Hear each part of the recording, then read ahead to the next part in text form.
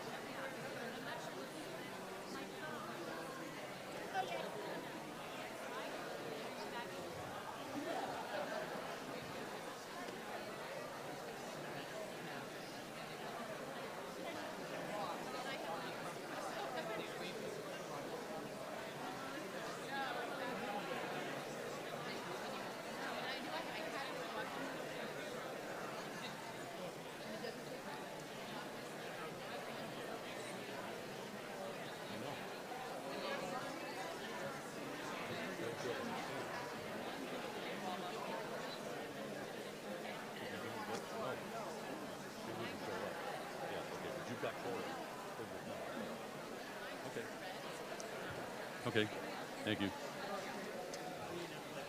Mr. Malik, could you display the results so people can check their vote?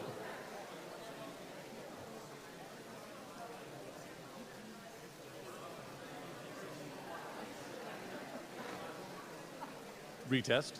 Okay. All right, folks, apparently if people missed the first test, we're going to, you get a do-over. We'll take the poll again and do a test so everybody gets a chance. A number of people I don't think voted first time because we do have quorum checked in tonight. So we'll open the poll again, Rob and Matt.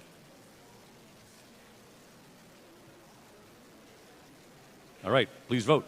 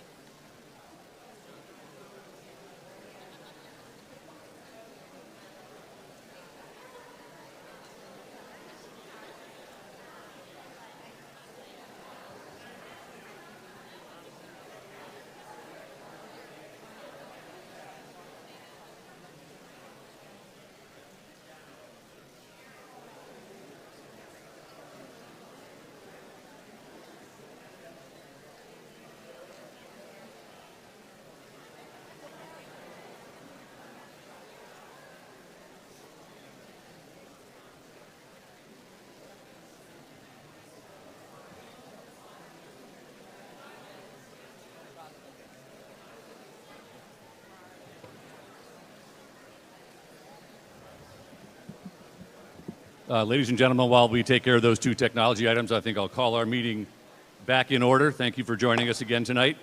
As you might suspect, we're back at Article 6. Thank you for your diligence these past two nights. We do have a green sheet on Article 6. I will read, can we display the green sheet, please?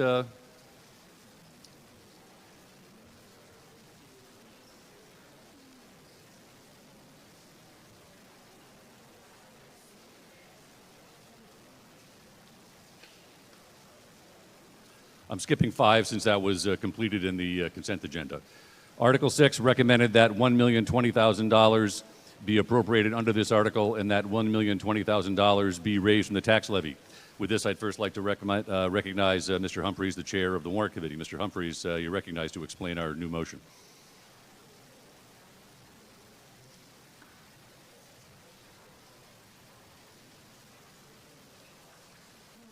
Thank you. Good evening, everyone. Dave Humphreys, Chairman of the Warrant Committee. With regards to this green sheet, you'll see that there is a change with regards to the money that will be raised from the tax levy.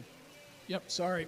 There's going to be a change on this, and the reason for this was, and we're going to ask Mr. Milano to give a more detailed explanation of how this happened, was that there were some monies that were made available to the town following the budget process and following the presentations to the Warrant Committee's recommendations, and the warrant being presented to the town for your consideration.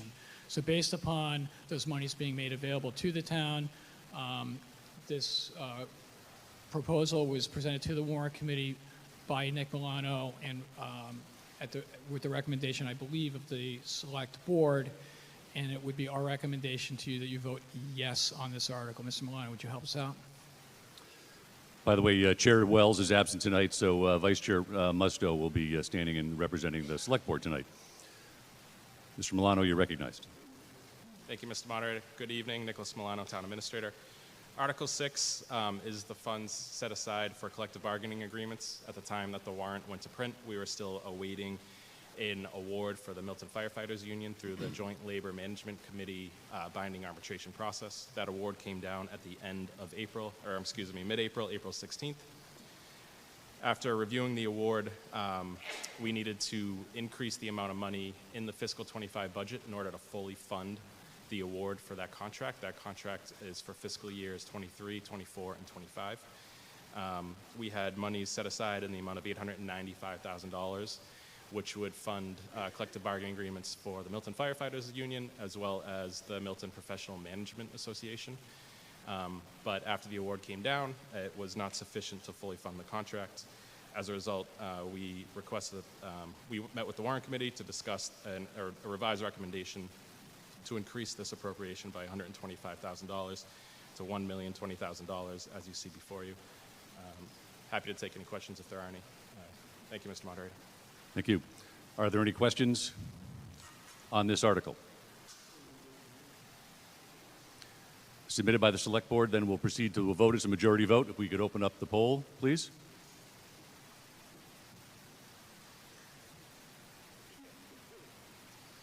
All in favor, please press 1 for yes, 2 for no, 3 for abstain.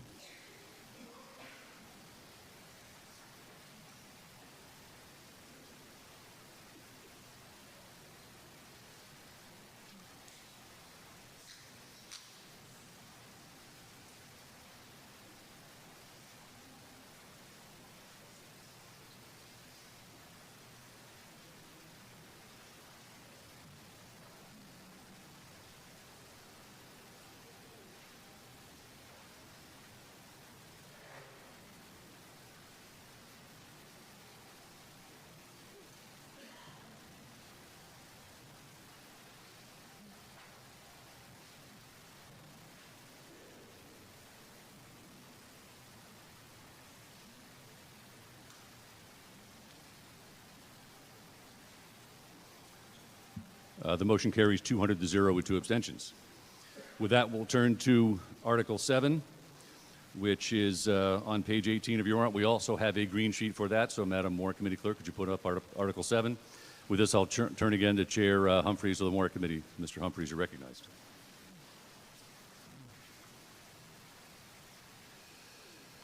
Thank you. I will be brief. We're going to again ask for the assistance of Mr. Milano with a more detailed explanation of Article 7. Our recommendation is that the town would approve by way of a yes vote the recommendation with regards to Article 7. It's important with regards to Article 7, and I discussed this in my opening remarks, and it's in my report, that given the budget situation that we were looking at this year, where we did not pursue an override, there were some mechanisms by which we were able to find the funds available to be able to maintain level spending year over year.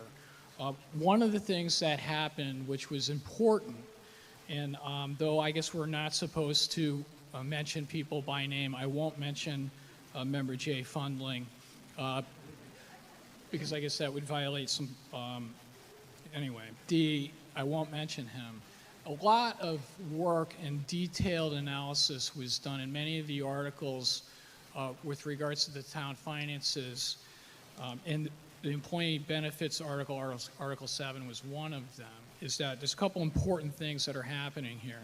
Number one is that we are now fully funding the retirement, we're fully funding the town retirement system, which is what's going to happen there is we're going to be able to start carrying forward approximately $1.5 million a year that we had previously been having to budget to that line item. So that helped us out in this budget. Another situation that's going to happen here is that because our employee benefits are funded at such a level, it is possible for us in the next fiscal year 25 to have a one payment health insurance holiday, and the fact that we're not going to be making that payment is another reason why we were able to zero out this budget for level funding. You know, the reason I'm bringing all that up is when we talk about how we're cutting to the bone and how the departments are doing things on a shoestring, it's mechanisms like this that are the shoestring that are tying the budget together. Okay, so know that. And so I'm going to ask for Mr. Milano for a more detailed explanation, and he'll be able to answer better than I can specific detailed questions on the ins and outs of this. Thank you.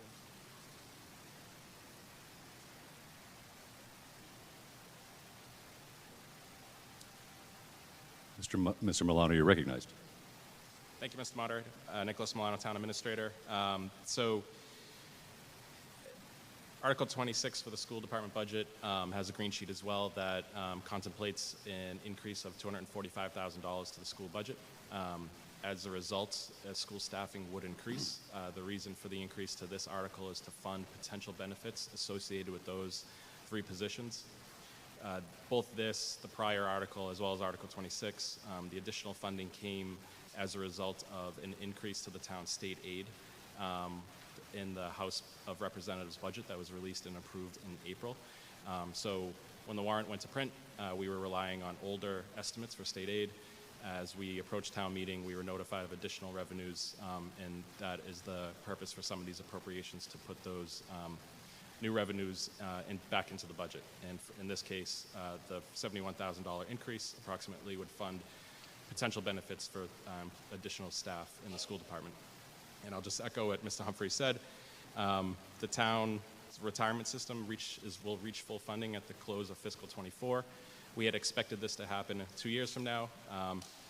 Thanks to the astute observations of a warrant committee member, he came to us last fall and said, hey, I think we're going to reach full funding 2 years ahead of schedule, just so you folks know. Thanks to his heads up, we were able to adapt and plan around that. So we have set aside money for future liabilities, hence additional money going into the retirement system this year, and as well as the $1.5 million going into the OPEB trust to start paying down our future OPEB liability that was approved as part of the consent agenda. So that's the background on this article. Thank you. Thank you.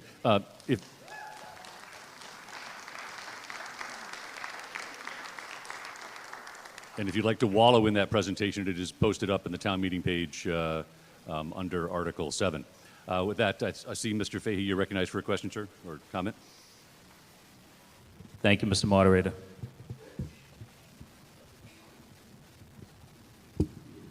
Just a comment, not a question.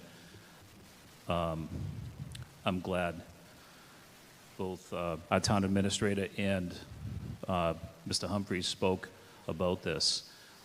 If you haven't given attention to page 13, which is the warrant comments that Chair Humphreys just spoke about, I would encourage you to make sure that you read them.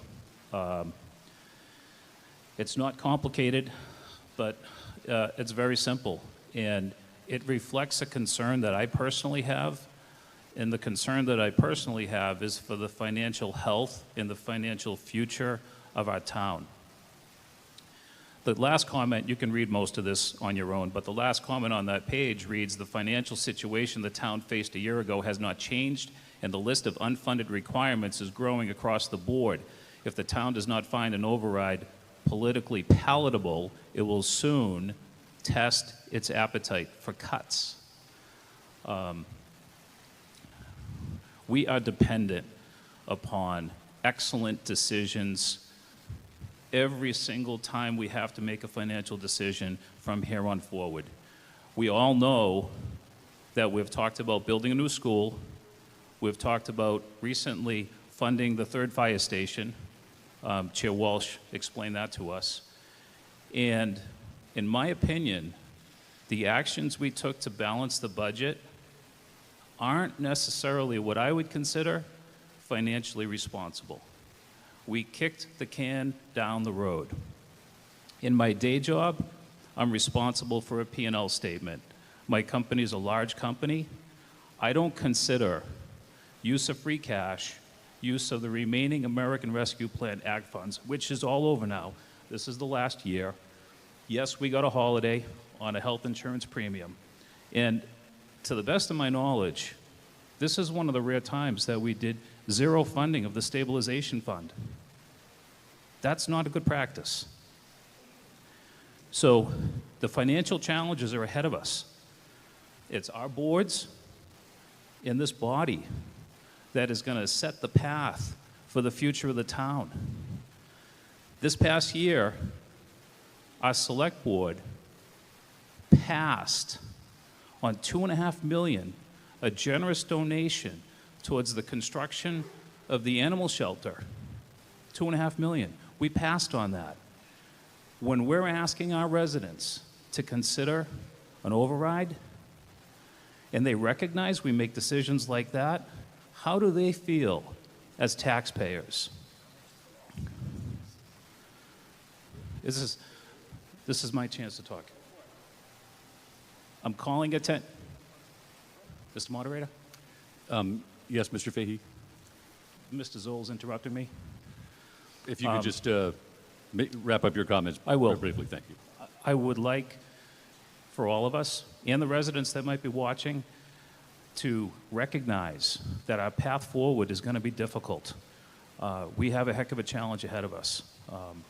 And hopefully we all will not only have an awareness, but give attention and express your point of view. Thank you. Thank you, sir. Ma'am, you're recognized. Good evening, Jill Clark, Town Meeting Member, Precinct 4. Mr. Moderator, I have another question for Mr. Milano. He mentioned increased state aid in the House budget that's resulting in this green sheet and the green sheet on Article 26. I'm wondering what the outcome of state aid was for the Senate budget on Tuesday. So the question is, what was the outcome, the amount the state aid was? Is that your question? Yes. Mr. Milano, do you have that number? I don't really need the amount, but just how it compared to the House. Pardon me? Sure. So the Chapter 70 education aid was the same as in the House budget. However, the Senate did increase the appropriation to the unrestricted general government aid account. So for Milton, that means there's $76,000 additional in the state aid budget for Milton. However, we don't as of yet have the cherry sheets that explain all the receipts and the assessments. All I can say at this point is that there's additional aid flowing to the town based on the first draft of the Senate budget that was released yesterday. Thank you. You're welcome. Thank you. Mr. Walker, you're recognized.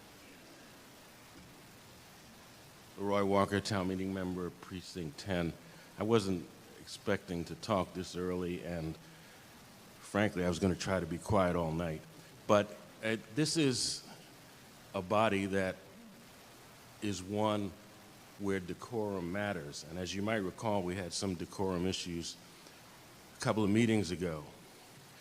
So I would implore all of you, but particularly the chief executive officers of our town, the select board, to abide by those rules of decorum. It should never be the case that a town meeting member is making their comments and a member of our select board interrupts them in the middle of their comments. That's unacceptable. Thank you.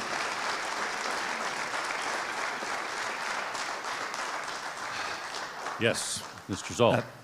Ben Zoll, Select Board Member and Town Meeting Member, Precinct 5.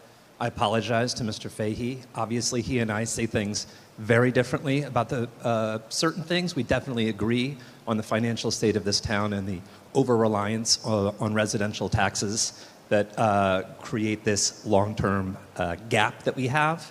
I'm very proud of the work that we did on the Finance Committee. I'm very proud of the work that Mr. Fundling, whose name we're not supposed to say, really helped contribute to raise our awareness of this issue. But I think I take the point. I will continue to remain quiet over here, and I hope we can get through the rest of this quickly and peacefully, and then get to the business of the town. Thank you.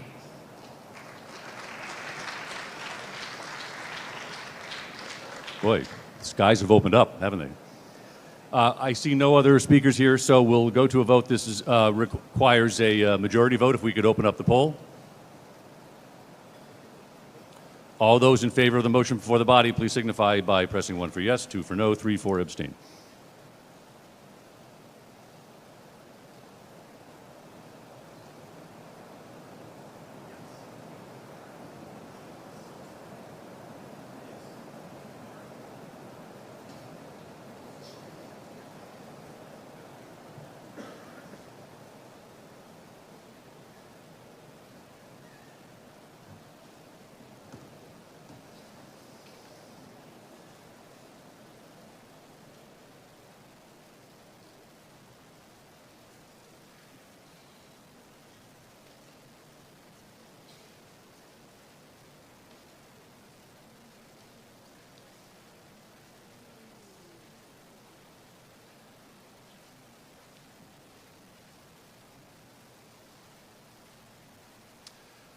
The motion carries with a vote of 207 yes, 3 no, and 0 abstains. Thank you very much.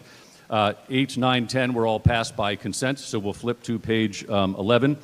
We also have a green sheet because of some work done by one of our former town officers. I'd like to start this one by recognizing, excuse me just a second.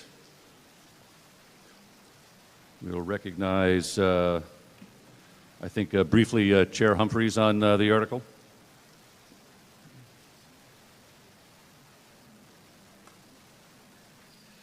Thank you. Dave Humphreys, Chair of the Warrant Committee. With regards to Article 11,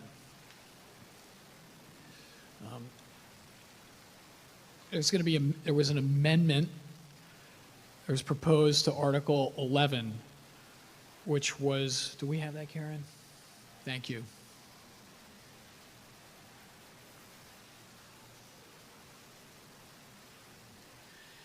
And it's going to be a recommended change from what was presented to us in the warrant.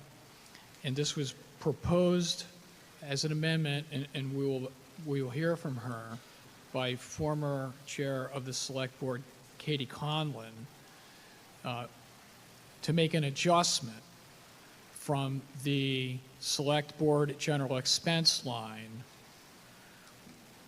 And that's going to also track in Article 33 is what the proposal would be is to take $15,000 out of the select board budget and to put it in Article 33 into the reserve fund.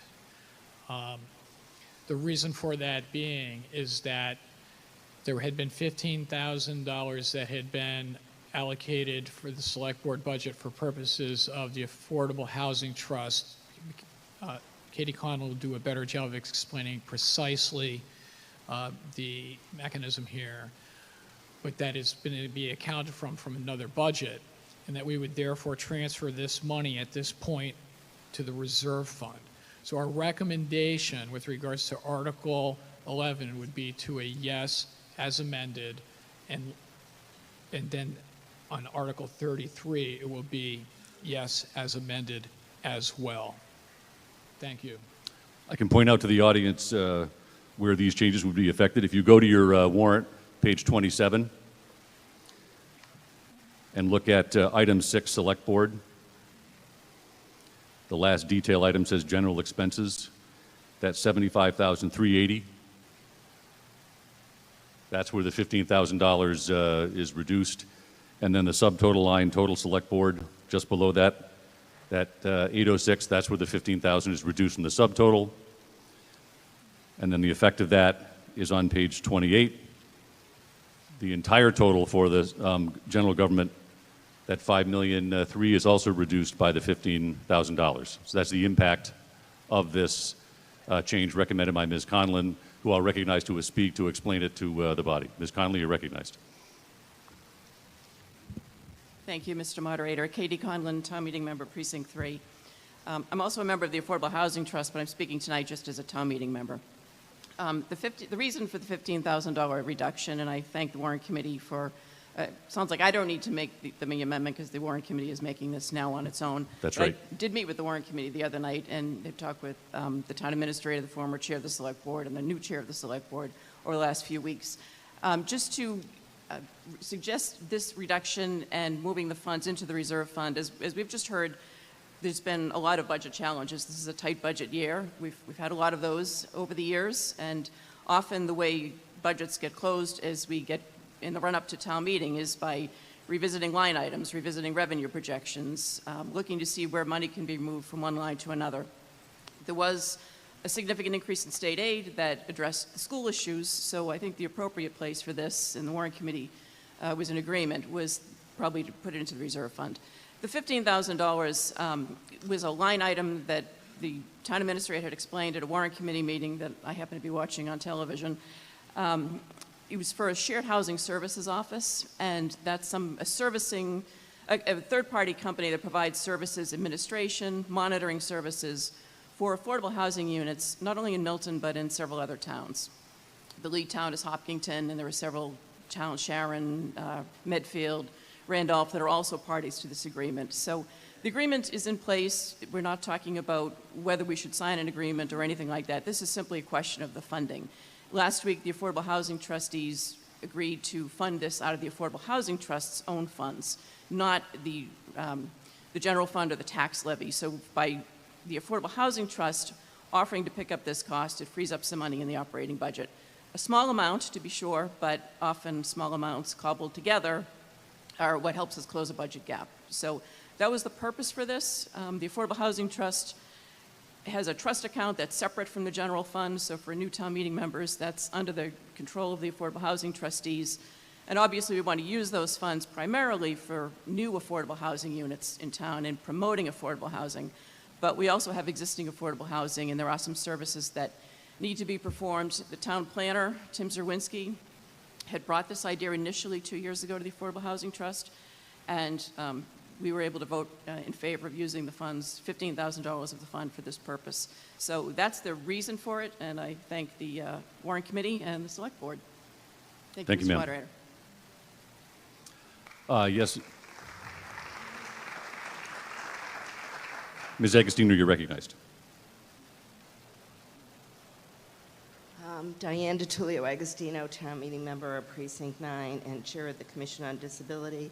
The moderator and I have gone back and forth, and I do have a document to submit, especially with the green sheet that wasn't available last night, or at least when I picked up green sheets, I did not receive it on this article. So I have 2 amendments to provide you in writing for you to review to assist me in making a decision between the 2 options because of the urgent need. Okay. Has the session.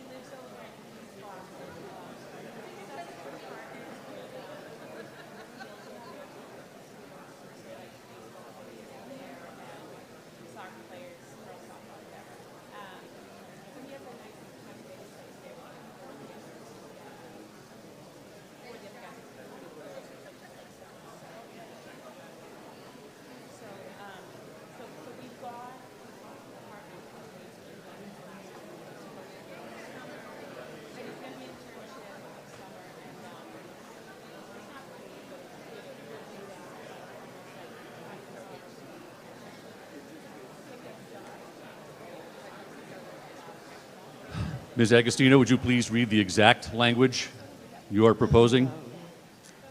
So the proposal is that under Select Board, Section 6, page 27, under salary dash other, $10,000 be added to that line item for a total of $536,937. And that general expenses be reduced by that $10,000, so that would be $65,380. Since I didn't have the green sheet, the numbers that you asked for are now firm, and the reserve fund would be a separate item later. All right. Madam Warrant Committee Clerk, were those numbers clear? Okay. I will ask you, I'll just explain what Ms. Agostino was proposing. If you look at page 27 of your warrant, back to that same section 6, currently general expenses reads, according to our green sheet, let me get the right number. It will read $60,380. So she wants to reduce that to $50,380 and then increase salary other to $536,936. That's just above that. Let me go make sure we get this correct. Just a moment.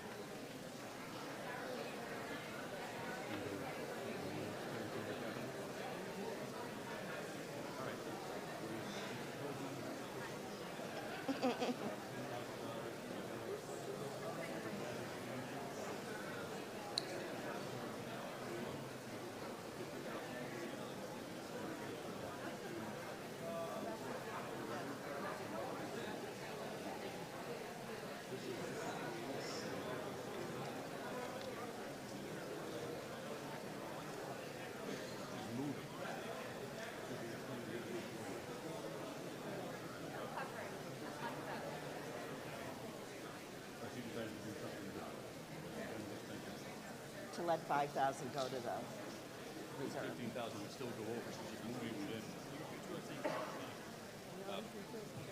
You're staying within the budget. You're not touching the reserve. Right.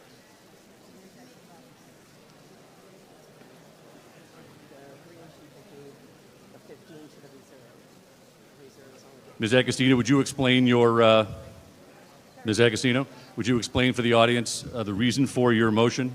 Thank you very much, Mr. Moderator, for allowing this motion due to the very important matter at hand, and many matters at hand. And it's up on the screen, that we would reduce has the green sheet, had noted they had 15,000, they were going to make a reduction. So we're to reduce the select board's general expense line from 75,380 to 50,380, and to reduce the select board's budget from 806,666 to 79,1666, and to change I think that's part of the other. It is. You want to move $10,000 from general expenses to salary other. Correct. Can you explain just briefly why you want to do that? It is, and it was just yesterday that I did speak to the U.S. Justice Department due to the concerns, so many different topics, that we have a qualified ADA coordinator. And since the moderator and I have gone back and forth, I've gone back and forth with other town officials to try to figure out how we're going to have a qualified ADA. The commission over the last 5 years, have discussed adding a line item budget, and 10,000 would be a start, so that when anything is proposed in this town, it would be ADA, it would be ADA compliant, which protects the town.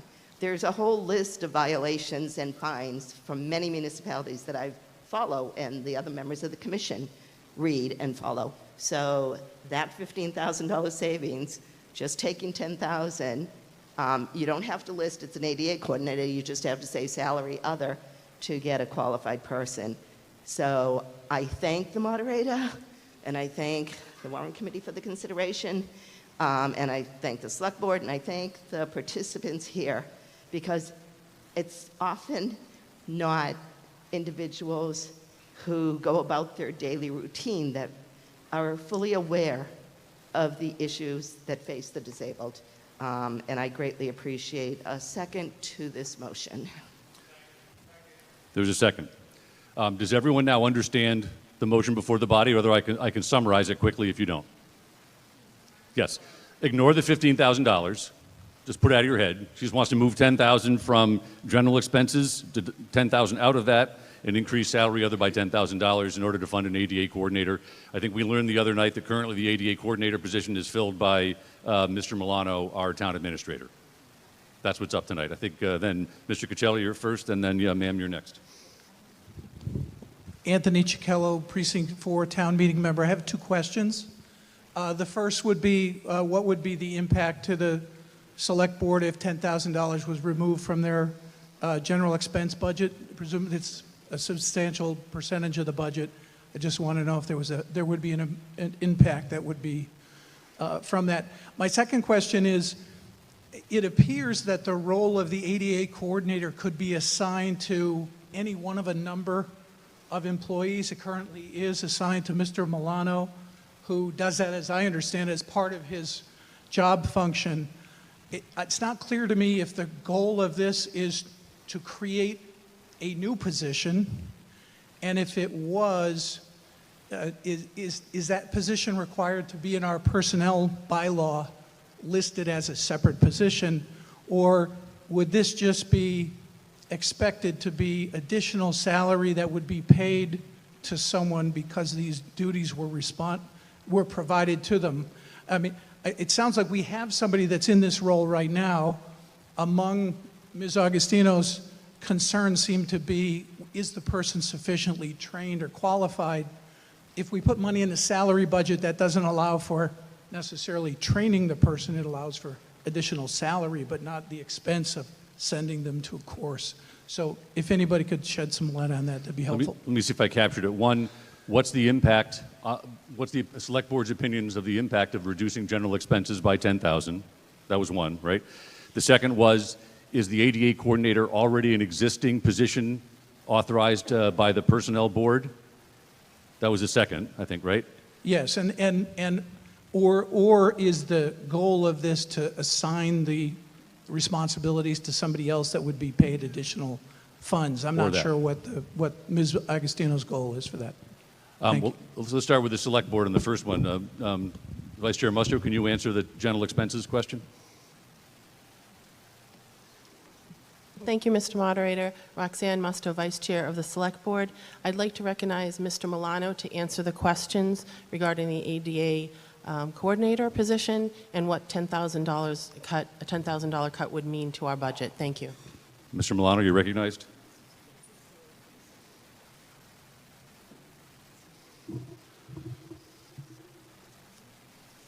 Thank you, Mr. Moderator. Nicholas Milano, Town Administrator. So this is about a 20% reduction to the Select Board General Expense Budget, which is, office supplies, professional development, just everyday expenses that we use. So it would be a significant impact to our expense budget. The position, as indicated on Monday evening, these duties were historically assigned to the building commissioner, former building commissioner Joe Prondak. He left, and after that, we didn't delegate or designate these duties to anybody else. I retained them. There's forms on the website that if anybody has an ADA-related issue, to submit them, and they come to myself. This is pretty standard practice for municipalities to have somebody perform these duties as part of their role. It's often an administrator or somebody in the central office. A lot of the issues that I've seen in my experience have been more about program access than actual physical building access, so not necessarily dovetails directly with building commission necessarily. And I just wanted to add that the town is working on a self-evaluation and transition plan under ADA for all of our recreational facilities and conservation properties. So it's work that we're undertaking. That's thanks to a grant secured by Tim Zawinski. So it's work that's ongoing that we take seriously as it exists, and I think that's really it. Lastly, there isn't an existing position. There is not an existing ADA coordinator position in our personnel bylaws right now. Satisfactory, Mr. Cocello? Or, yes, okay, very good. Then I don't think were there any other question for Ms. Agostino, or were you satisfied with your question right there? You're satisfied, very good. Yes, ma'am, you're recognized.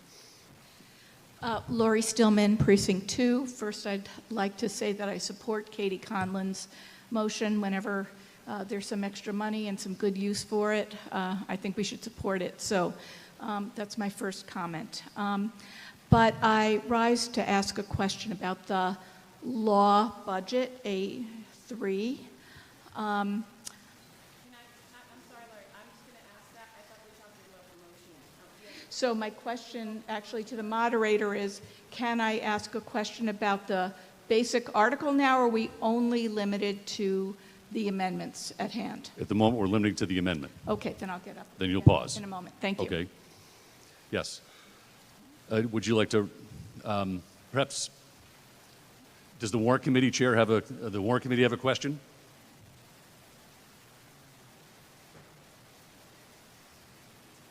Does anyone else have a question on the motion to amend? I think our question is to the numbers, is that the question is there, it's reducing from the 75,000 to the 50,000. The question is, should that be 60,380 instead? We're starting at 60,000 because that was the green sheet tonight. What's that? And that should be unchanged. No. There, Jay, can you? Let me explain. Your green sheet reduced from 75,380 to, let me look it up. It was 60,380. That's your motion before the body. Ms. Agostino is saying take that 60,380, reduce it by a further 10 to 50,380. Ms. Agostino? It was already reduced, though. It was reduced by the green sheet, and we're just using it for the two purposes of the amendment and 5,000 for the reserve. So you're correct. It should go. All right. He's got the right number, I think. Ma'am, you were not clear to me. I have to rule this amendment out of order. You don't have this clear in a way that even I can understand it. I'm sorry. The, Please don't applause, folks. Please, ma'am. The purpose of asking for these complex things in writing is so that I can understand it, the warrant committee clerk can put it up there, and the body can understand it. And I've talked to you for 5 minutes, and I still don't understand it. And I don't want to take any more time from the body to get this right. So you're going on record as just disagreeing that it's a mathematical. When I gave the numbers and the document over to the clerk, it was correct. And the chair of the warrant committee has reviewed it with his committee. The number is correct. They already reduced it on the green sheet to $60,380. So we shouldn't take another $10,000, reducing it to $50,380. It's a simple arithmetic. And the motion was seconded. I am sorry. That's not what you just described up here and what your numbers say. I cannot accept this amendment if it has not been written down clearly so even I can understand it, ma'am. I'm not trying to be difficult, but we can't take time to make this up on the fly. I'm sorry. It's not on the fly because of what occurred Monday and Tuesday night with regards to ADA issues. You don't just put a hat on anyone. So, and which was confirmed yesterday by the U.S. Justice Department. And this amendment is to protect the town of Milton from fines. I'm sorry, ma'am. I cannot accept amendments just being made up on the fly, and I still don't, it's not what you told me a few minutes ago, and the numbers here are different than what we just put up there. So I would amend, since it was already seconded. Ms. Agostino, it has to be, I don't want to debate this anymore, please. it has to be ruled. Since I it am was ruling amended. that this amendment is out of order. And so I rise to make an amended motion to $60,380. That's the only adjustment to the motion that was seconded. We are already at $60,380. Not on the screen. Because all right, this is why we're not, ma'am, I'm not going to entertain this anymore. Please It's have a all seat. documented for the record. Thank you very much. Thank you. Ladies and gentlemen, the reason moderators across the Commonwealth ask for these things to be written down in writing and submitted in advance is so we can clearly understand the intent of the submitters. And at this point, I don't. And so I just want to make sure that if I can't understand it, I can't explain it to anybody here, and I don't think that's fair. So this is why I asked for these things in advance. So with that, we now have, if we could go back to the Madam Warrant Committee Clerk, could you go delete those red lines and restore the green sheet?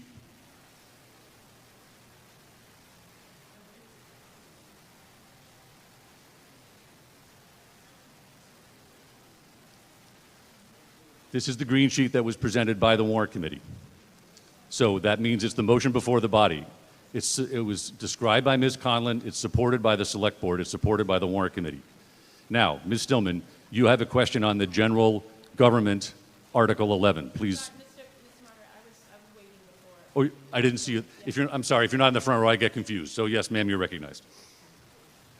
Thank you. Sheila Varela, town meeting member, precinct 8, sorry.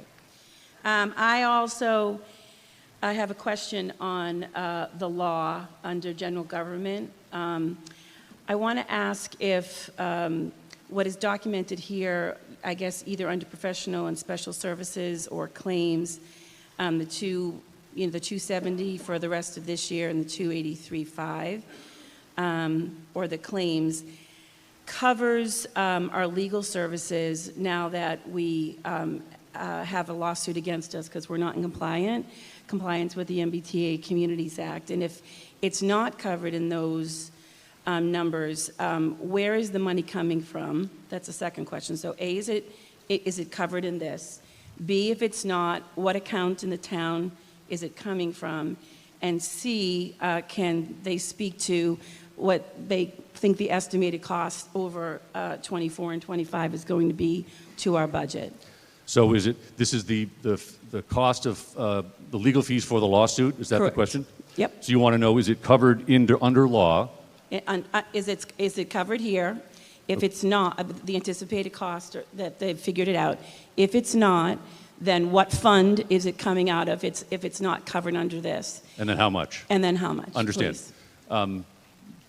Vice Chair Musto, is this Mr. Milano? Yes. Thank you. I'd like to recognize, as Vice Chair Roxanne Musto, like to recognize Mr. Milano to answer this.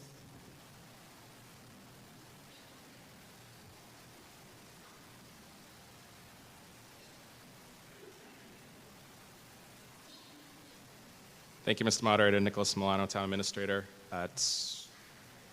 So I'll probably go a little backwards, but the Select Board has negotiated a fixed fee with Goodwin Proctor, Attorney Kevin Martin, to provide services through the oral argument at the Supreme Judicial Court in the amount of $275,000. So that will cover... Could you just get a little closer to the mic? I'm sorry.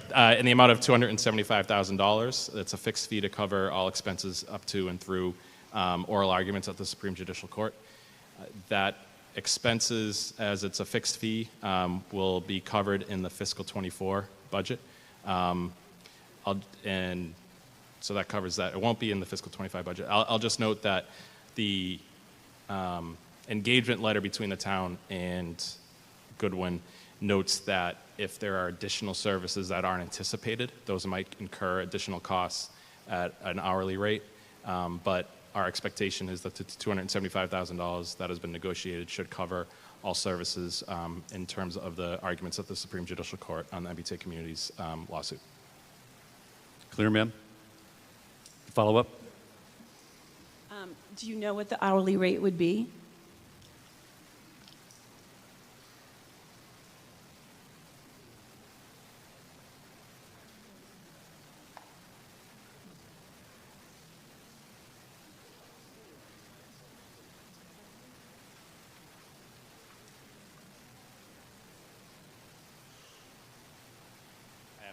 Need a minute? Would you be okay if we, Ms. Stillman asked her question? Ms. Stillman? Yes. What's that? She asked your question? Oh, okay.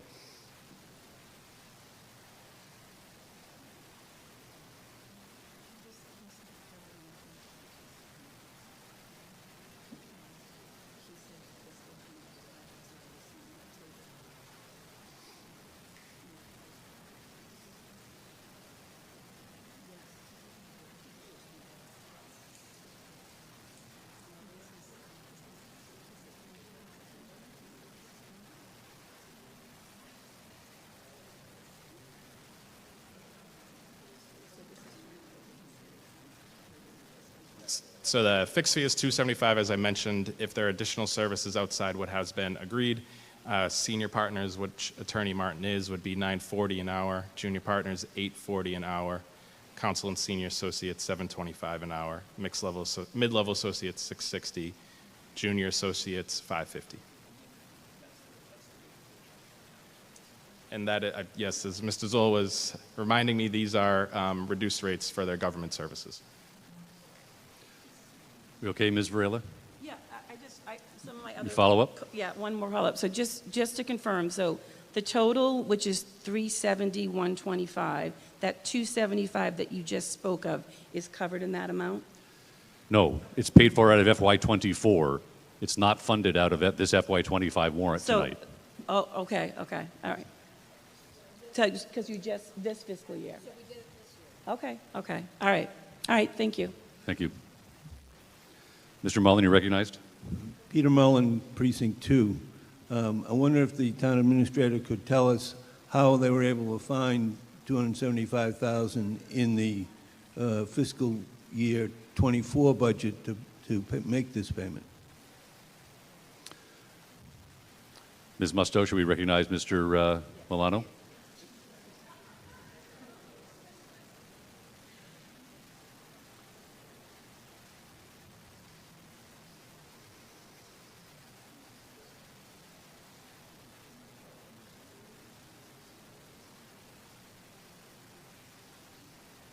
Sir, you're recognized. Sure. Thank you, Mr. Moderator. Thank you, Mr. Mullen. We expect to cover a good portion of it out of the existing legal budget, but we expect to have enough funds by the end of the fiscal year, whether through reserve fund or the appropriations transfers, to fully fund it. So we expect to fully cover the $275,000 with fiscal 24 monies. Very good. Seeing no one else sitting before the body, this is just a majority vote. We will open up the... You want to speak, Ms. Musto? Yes, please. Sorry, I was trying to save you a trip, but please. Thank you. Thank you, Mr. Moderator. Roxanne Musto, Precinct 5 Town Meeting Member, Vice Chair of the Select Board. I just wanted to take this opportunity to point out for us that the Select Board budget, we're so lucky and fortunate that we have somebody in this town that is providing landscaping services free of charge for our Council on Aging and our Town Hall and also the library. And they do a beautiful job, and he's actually a town meeting member. So I would really like to take this opportunity to thank Mr. John Driscoll, who's sitting there in the back. Thank you.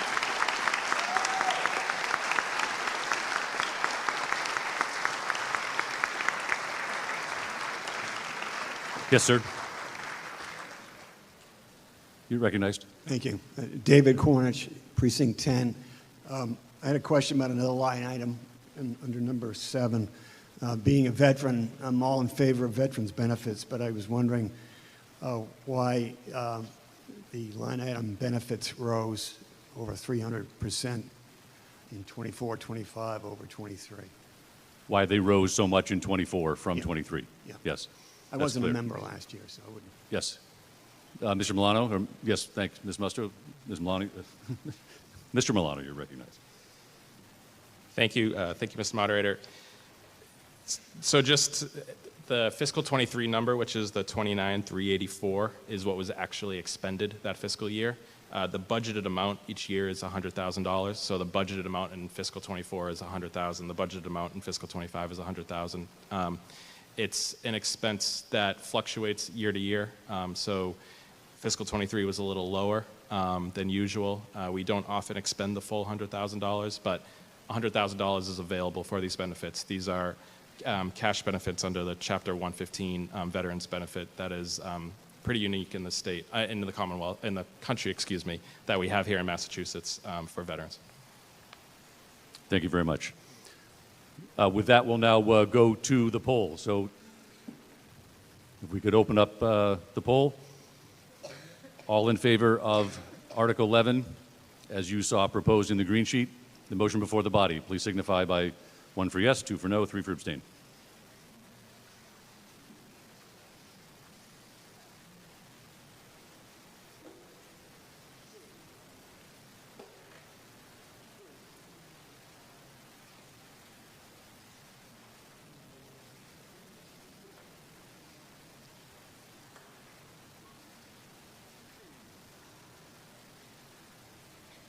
And Rob, would you let me know when the votes are in? If they got done early?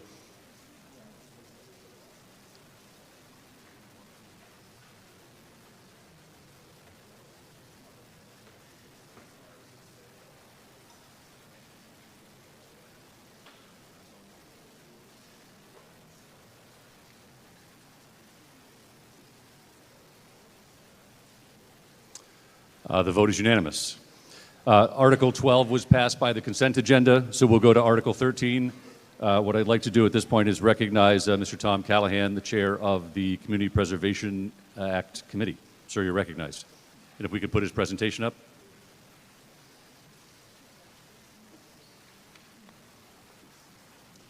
Thank you, Mr. Moderator. Good evening. My name is Tom Callahan. I'm a Precinct 4 town meeting member and chair of the Community Preservation Committee, and here to speak briefly on Articles 13 and 14. In 2020, Milton voters overwhelmingly approved the Community Preservation Act, and in 2021, town meeting approved the establishment of the Community Preservation Committee. The role of the committee is to prioritize the needs of the town across 3 categories: community housing, historic preservation, and open space and recreation. Funding for eligible projects comes from 2 sources: a 1% surcharge on our property taxes with exemptions for lower income residents, and a distribution from the statewide Community Preservation Trust Fund. Next slide. In Article 13, you will be asked to reserve over $1 million in funding for FY25, but I want to focus our recommendations for spending this year contained in Article 14. Next slide. We received applications for funding last spring and spent the summer and fall meeting with applicants. Next slide. Our recommendations are for projects all across town and represent an important investment in our people, our resources, and our future. We are recommending to, next slide, please, thank you. We are recommending to town meeting funding in 3 categories: $400,000 in community housing, $301,701 in historic preservation projects, and $466,500 in open space and recreation projects. With this funding, we are making major investments in the Pope's Pond area with a playground at Peverly Park, improvements to trails around the pond, and a study of a possible Pine Tree Brook walk. We're also making multiple investments in East Milton with improvements to the baseball field at Andrews Park, as well as a water station in Andrews proposed by the East Milton Neighborhood Association, a window study at the Milton Art Center, and a study of the Neponset Estuary. On the slides are examples of some of the projects, just some of the projects we are recommending this year. Next slide, please. Renovations to the historic barn and carriage house at the Forbes House Museum. Next slide. Preservation work at our beloved Milton Cemetery. Next slide. New dugouts at Kelly Field for both softball and baseball. And next slide. A Neponset Estuary study that is the beginning of a multi-year planning and implementation project that will explore ways Milton can protect and activate this waterfront resource in the Cortlandt Circle, Thistle Ave neighborhood. Next slide. A feasibility study on a proposed 3-mile Pine Tree Brook walk. Next slide. And finally, funding to support 36 affordable apartments for seniors at Winter Valley. Before I close, 3 final points. Next slide. We want to take this opportunity to summarize the first 2 years of CPA fund investments. We have recommended over $2.8 million in project funding, with 29% of funding going to historic preservation, 33% for community housing, 38% for open space and recreation. Next slide, please.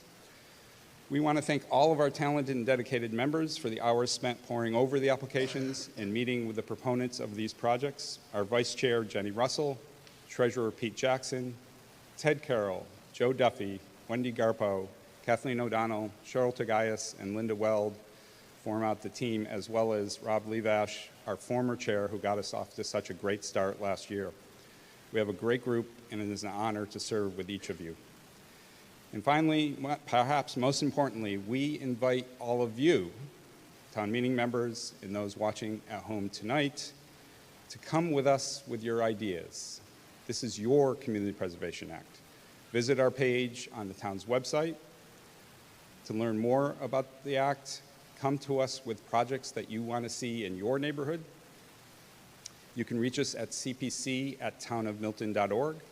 Your tax dollars and your votes support CPA. We want to hear from you, and you still have time for this year, too.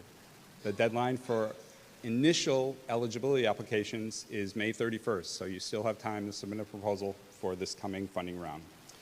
We urge you to support both articles. Thank you.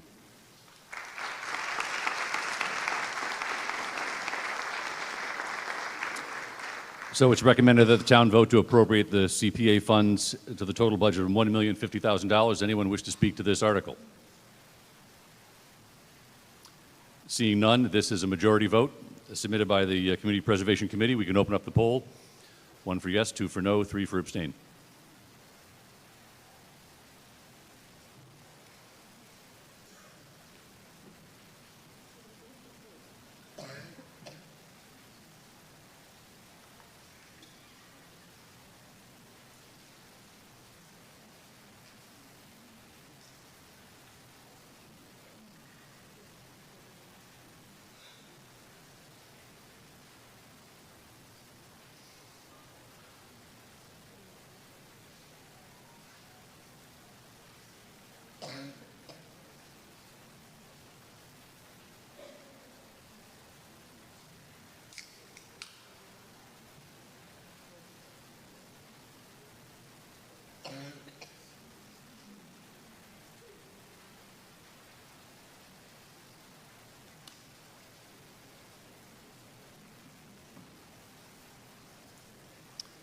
The article passes with a vote of 213 yes, 1 no, 1 abstention.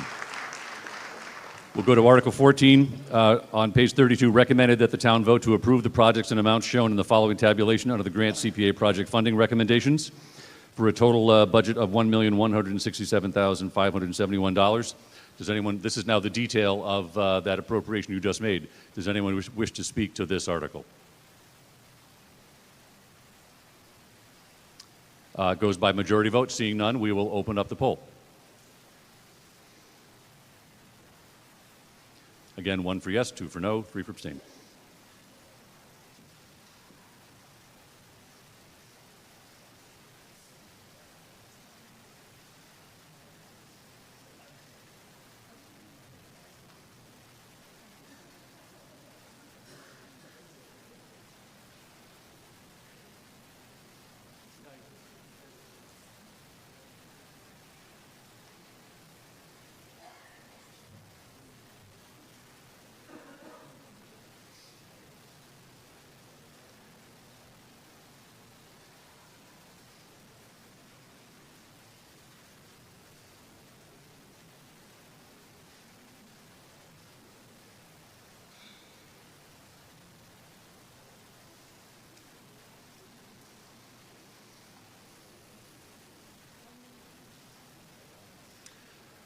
The motion carries, vote of 212 to 1. Article passes. Articles 15, 16, 17, 18 were all passed by consent. Article 19 was pulled. Would anyone like to speak to Article 19? Yes, ma'am. I see you.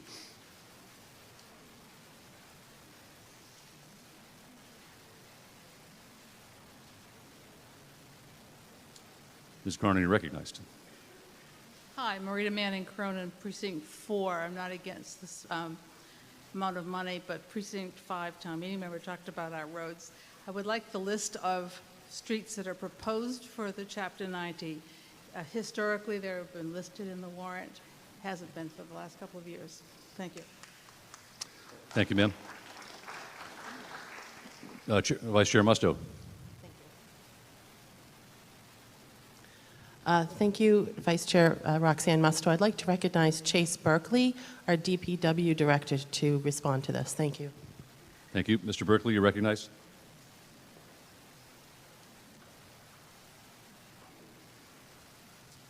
Thank you, Mr. Moderator. Chase Berkeley, Director of Public Works. So in terms of Article 19, the Chapter 90 funds are allocated to Milton through the Commonwealth, administered by Mass DOT.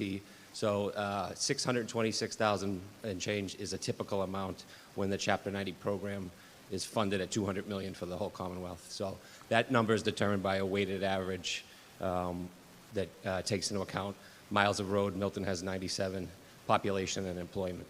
So that is about 36 to 38% of our overall paving budget, the rest of it coming from the capital article that was approved the other night. So listing the streets under this article it wouldn't match up to the funding because we often think of paving in terms of construction season and not fiscal year, even though the budget is a fiscal year budget. It's capital. It can overlap between fiscal years. So we think, what can we accomplish between April and October typically? And so in that case, I'll give you the list, but just recognize that it doesn't all relate to this article. So it's Clapp Street, Walnut Street, the intersection of Brook Road, Reedsdale, and Central Ave, which is just outside the Pierce Middle School, Randolph Ave near Lodge, Governor Belcher, Hawthorne Road, Virginia, Briarfield, Thompson Lane, Lantern Lane, Pond Street, Sunnyside, Crown Street, Essex Road, and Canton Ave. That's Canton Ave near Guile. So again, likely some of those streets will slip into the following construction season. Thank you. Satisfactory, Ms. Cronin? Very good. Yes, Mr. Furs, you're recognized. Thank you, Brian Furs. I just wanted to thank Mr. Berkeley for providing the information that I'm about to give to you. There is a report that comes out that he can share, I'm sure, with everybody. The last report was dated 2018.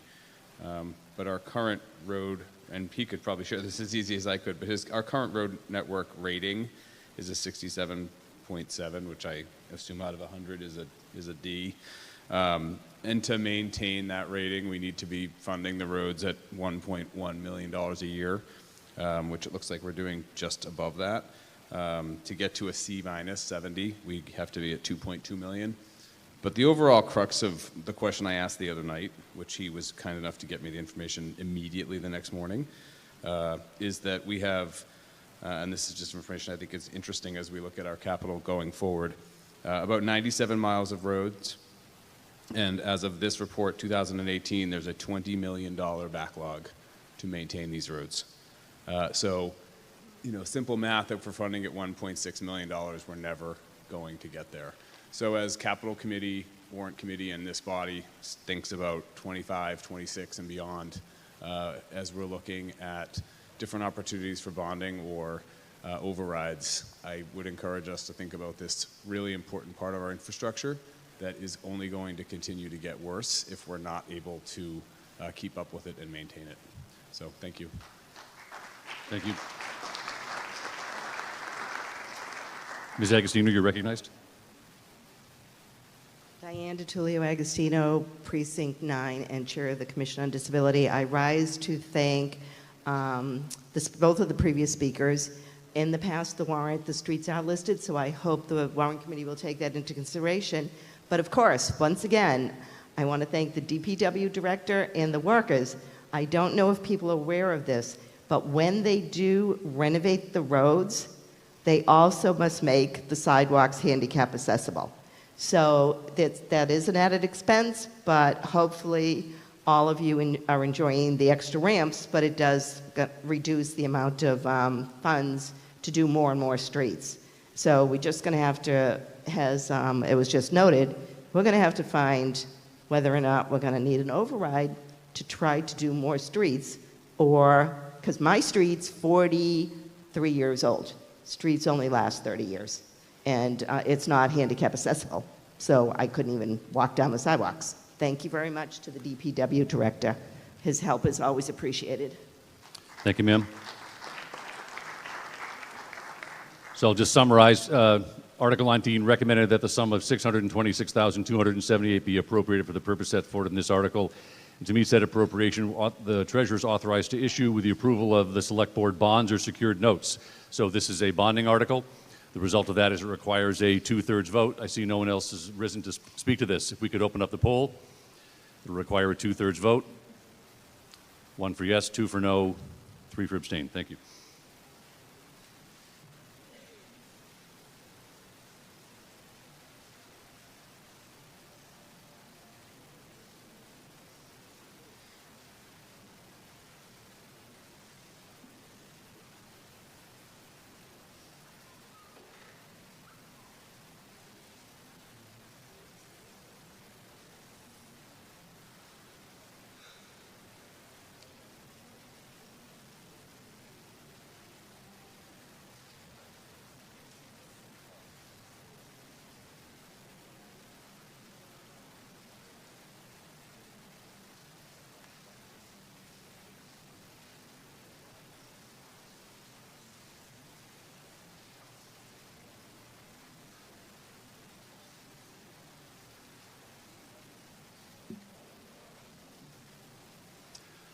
The article passes 215 to 2. I declare a 2/3 vote. Article 20 was passed by consent. So was Article 21. Article 22 we passed yesterday night. Article 23 was passed by consent, as was 24 and 25. That brings us to Article 26, which again is a green sheet. If we could put up the green sheet for 26, ma'am. It's recommended that the town appropriate the amount shown in the following tabulations under the heading recommended FY25. Schools, $67,225,230,000, and that to meet said appropriation, the sum of $67,225,230 be raised from the tax levy. With this, I would like to recognize the chair of the school committee, Ms. Carroll. Thank you, Mr. Moderator. Good evening. Lizzie Carroll, Town Meeting Member, Precinct 3, Chair of the School Committee. Before we present the details about our budget, proposal, I'd like to just make a few brief acknowledgments. I'd like to thank members of the Warrant Committee and the Select Board for your partnership in getting us to this point of a consensus budget proposal for the schools. I would like to acknowledge our newly elected member of the school committee, Amanda Serio, and would also like to acknowledge and thank Beverly Ross Denny, town meeting member from Precinct 2. As our Finance Committee chair for the past year, she played a big role in developing this budget that you're about to see. I'd also like to acknowledge Dr. Glenn Pavlicek, who is, as you probably know, our Assistant Superintendent of Finance and Operations for Milton Public Schools. He's, as we heard on Monday night, a Precinct 10 town meeting member for 25 years. And I'm acknowledging him because he is retiring for a second time from the Milton Public Schools. He first retired from this role in 2020. As you know, he has dedicated years of service to the town of Milton, not just for Milton Public Schools and as a town meeting member, but also a former member of the Warrant Committee, the former School Building Committee, and the School Committee. He returned out of retirement in 2022 in an interim capacity to support the Milton Public Schools through these past really important 2 years where he provided a great deal of stability, especially in our first year with our new superintendent, Dr. Peter Burrows. So thank you, Dr. Pavlicek, for all your work. You'll hear from him shortly as he presents details of our budget proposal. Let's acknowledge him now, though.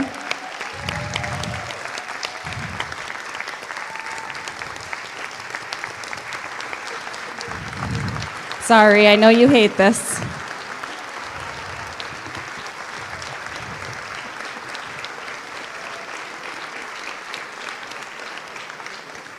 All right, thanks everybody. And with that, I'd like to ask that our superintendent, Dr. Peter Burrows, be recognized to begin our budget presentation. Dr. Thank Burrows, you. yes, sir. Ma'am, Dr. Burrows, you're recognized. Thank you, Mr. Moderator. Good evening. Get the presentation up here.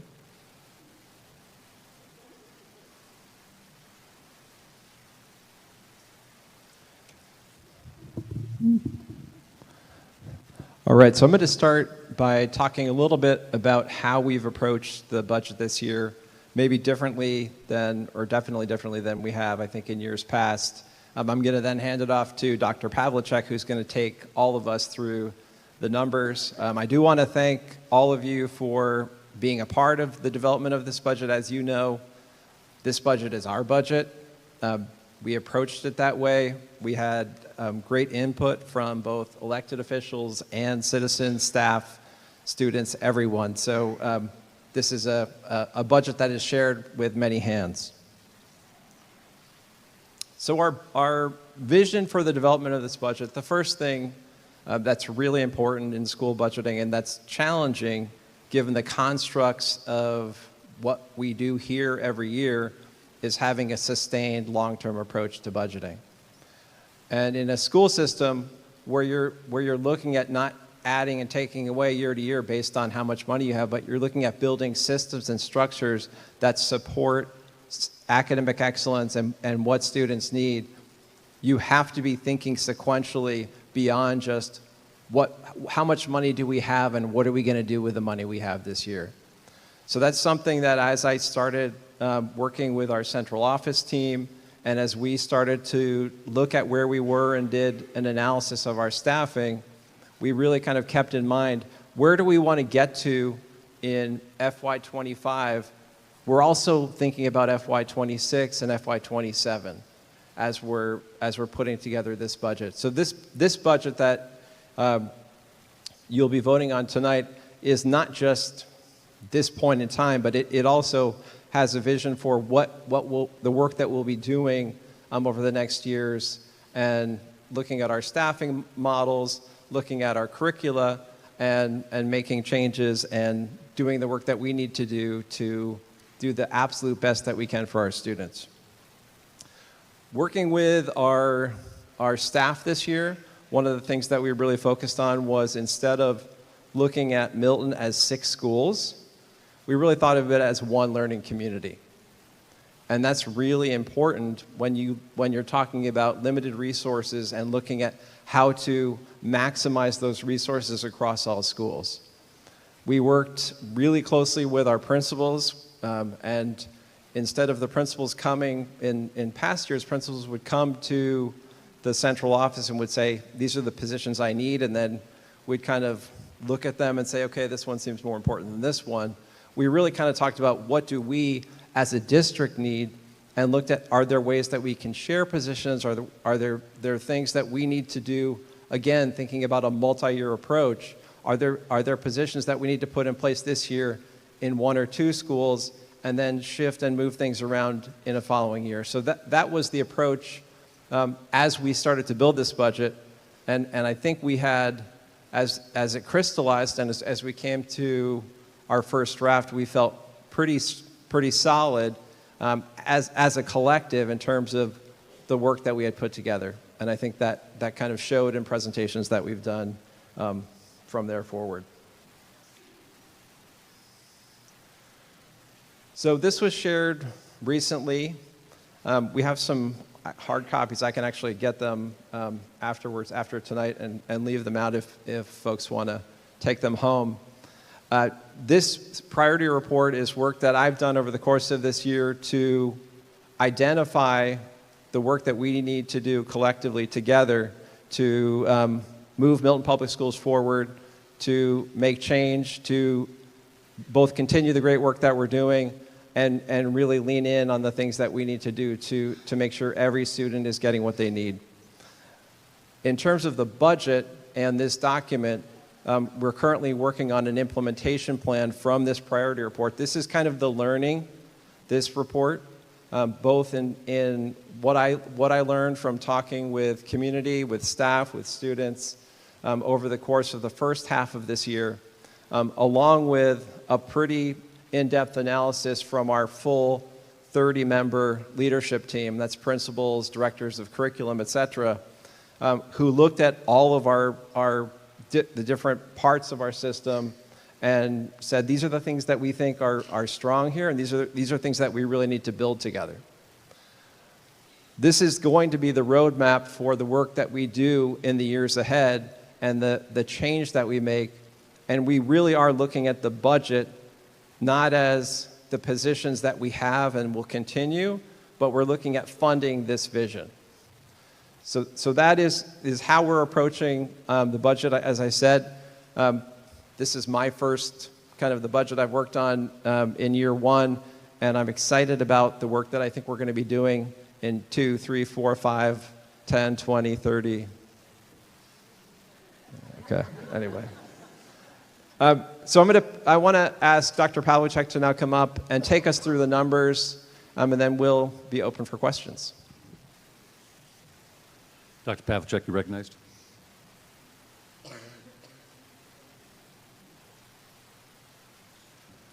Thank you.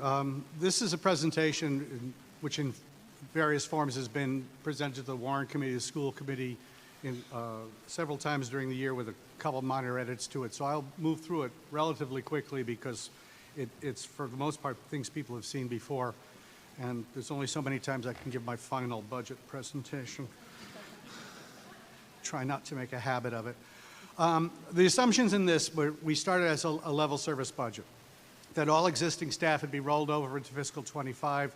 We wouldn't be adding any staff, contractual obligations included, and those positions, as we've talked about before, that were funded either by the ESSER grants or ARPA funding would be maintained for this year. So that was our definition of level services. We do this coming year what we're doing this year. There were a fair number of ESSER and ARPA positions, as we've talked about over the last few years in terms of these funding for different, initially COVID-related, but otherwise learning loss-related positions. We had a preschool coordinator that was partially funded by ARPA, Kindergarten aides used to be only 0.8 FTE, which is part of a day. Now they're full-time. We added an ADA 504 team chair, someone who deals with all the ADA issues for students as opposed to for staff. A full-time nurse and 2 part-time nurses. Nurses has been a huge issue over the last several years. A middle school adjustment counselor, elementary math interventionist, math high school and sped teacher, 2 BCBAs, behavioral analysts dealing with emotional issues of students and so forth. And in mid this year, there was the select board voted to allocate some ARPA funds for an additional school bus to eliminate some of the waiting lists and overcrowding with schools. As a result, if you look at the budget, our general fund budget was last year was $61.5 million, but we had $1.1 million in ARPA positions. So really the budget that we're starting with was a $62.7 million budget. The cost to maintain that is almost $67 million. It's a large increase, 6.8%, but to the general fund it looks even larger because you're absorbing all those ESSER funds. Why? There are 2 pieces of it. Staff increase went up by 5.8%, and some non-salary costs went up even higher at 12.6%. So let me look at those. The salary increases went up primarily due to special education instructional assistants. We've added, we went from 94 to 104 special ed aides over the last year. In fact, right now it's 109. As students get put on individual education plans and aides are called for, it's a requirement by the law for us to supply them. So this is sort of a bill for us in some sense, dealing with aides. That is the bulk of our increase. IDEA funds from the federal government used to fund this. We got about $1.3 million a year from the federal government to fund these positions. That number hasn't changed in 15 years.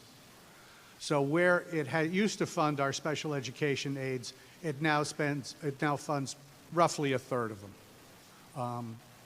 because our special education aid budget is roughly $4 million. So when the cost of these go up, a larger portion of it goes to the general fund because the federal funding for it just has been stagnant for 15 years. So it appears even larger than it is. Once you back out that one cost, $770,000 in extra special education aides, the staff increase is a 4.5% increase. Historically, steps and lanes for our staff is about 2 to 2.2%. They got a 2.5% COLA this year. That number is completely, the 4.5% is completely expected from us. But the extra money for the special education aides is what drove up the salary costs in this level service budget. In the non-salary costs, which is a much smaller portion of our budget, 85% of our budget is staff. Special education out-of-district costs have been the killer this year. The state, after our budget was approved for this year, approved a 16% raise in tuition for out-of-district special education schools after our budget was built. So that was $900,000 additional money that we are dealing with this year. We put in for some reserve extraordinary circuit breaker money to try to make up some of this. We've just gotten an award for some of that. We're working it through this year to get through here, but that's going to be an ongoing cost. It was unbudgeted this year. We managed to get some extra state aid to get us through this year, but we have to budget for it next year because that's just the cost. We spend roughly $6 million in out-of-district special education tuitions for roughly 65 kids. And if you do the math, it's $100,000 a student on the average. That is the predominant part of our non-salary budget. That and the additional school bus that we're absorbing from ARPA. Other than that, our non-salary costs are only up 2.2%, which, given inflation, is where we are.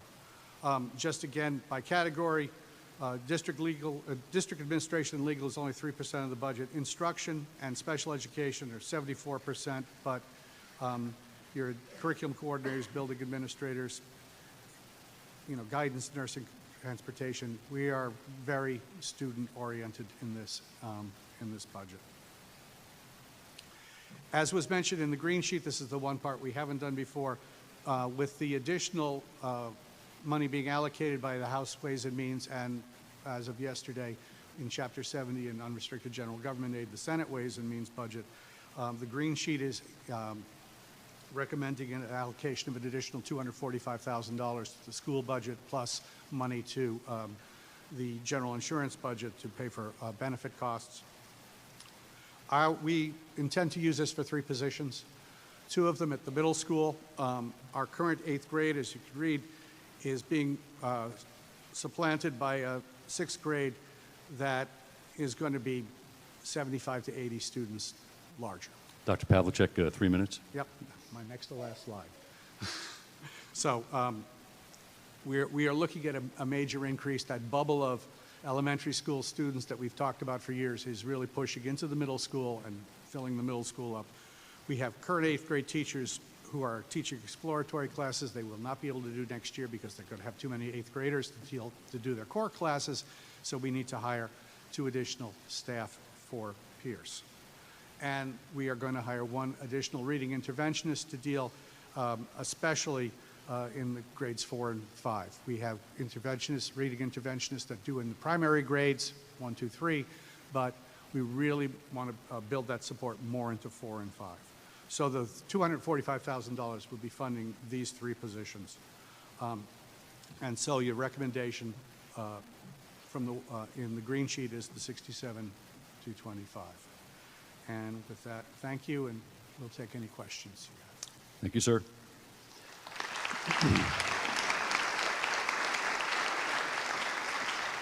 Yes, ma'am, you're recognized. Excuse me. Diane DiTullio Agostino, Precinct 9, Chair of the Commission on Disability. Mr. Pavlicek, thank you very much, and I want to know if I was dreaming, because as the screen flashed, I missed seeing it. So the question is, did you state, or was I dreaming, that the Milton Public Schools hired an ADA coordinator? And if so, is it a full-time, part-time position? And I can then ask my follow-up question. Thank you. Question clear, sir? Yes. The ADA coordinator, 504 coordinator, is a full-time position. They deal with all students who have ADA accommodations. They work like a guidance counselor, team chair, but they are they're specific to students who are on 504s, not IEPs. So we have team chairs who deal with the individual education plans of students with special needs. This is the equivalent of that for our students who have 504 plans, and it is a full-time position. So I don't know if my follow-up question is to Mr. Pavlicek, because he's fully aware of the issues involved, or if it would be the head of the school committee, whoever would be most educated on this. A few years ago, the Commission on Disability did write both to the school department as well as to every head of every department, because the school department was written to because parents had brought it to our attention that some of their ADA concerns were not being addressed. We did not get a written confirmation. We could not locate, and I've done searches through all the documents we have for ADA coordinator or anything to do with this important, very important issue. And is this completely, if it's a new position and it's full-time, because outside of the schools, there may not be that many issues, and a lot of them, since the schools own so much of the properties that we have ADA accessibility concerns with, would it be possible to begin discussions with town officials to potentially share and have a qualified ADA coordinator to address? I mean, there aren't many reasonable requests, but it would protect the town. So I don't know who you want to allow to answer that. He certainly is well-informed, and congratulations if you're going to really retire this time. Thank you, ma'am. Yes, Dr. Pavlicek, recognized. The 504 ADA coordinator that was referenced here is strictly for students. So it's strictly to deal with their 504-88 accommodation plans. The Assistant Superintendent for Curriculum and Human Resources is technically the ADA coordinator for the school system. So issues with accessibility of buildings or accessibility of, or issues with, that staff may have with accessibility would go through the Assistant Superintendent for Curriculum and Human Resources. So that's technically the ADA coordinator for the system, but this position monitors all the ADA plans for students. Thank you. Yes, ma'am, you're recognized. Jeannie Burns, town meeting member, Precinct 3. Can I ask a question of the warrant committee about this article? Yes. About their comment? Yes. I just had a question about wanting a more robust approach to the verification of residency and what that's based on. Is it based on data or rumors? I have 2 children, 8th grade, 10th grade. I've done the proof of residency multiple times. I think it's pretty robust. It's kind of a pain in the butt, but of course it's important. But what is this based on, and what does the school committee think of this? Chair Humphries, you're recognized.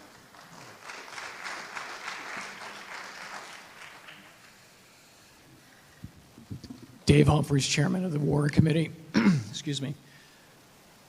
Our concerns that were raised, and we brought this up at a Warrant Committee meeting, concerns that the Warrant Committee has with regards to the degree to which residency is verified by the schools, is that we were concerned that the guarantees that were being made to us during our conversations with the school as we went through the budget process were not satisfactorily, they were not acceptable, and we were not satisfied with them, and we would like to have more, and that we would like to see that more carefully examined. So as far as data, we're not really provided with data. I know that there were warrant committee members who were asking and did not receive. So that's where I'm at as chairman of the warrant committee, giving that response. I would like to be able to give a more detailed, data-driven response, but we were not provided satisfactorily in accordance with our requests. That's my answer. Thank you. I think the second question was, what does the school committee think of it, Dr. Burrows?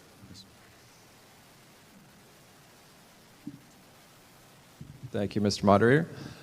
So as I explained to the warrant committee when this question came up, we are doing a full review of all of our policies this year, and it's going to take quite a long time.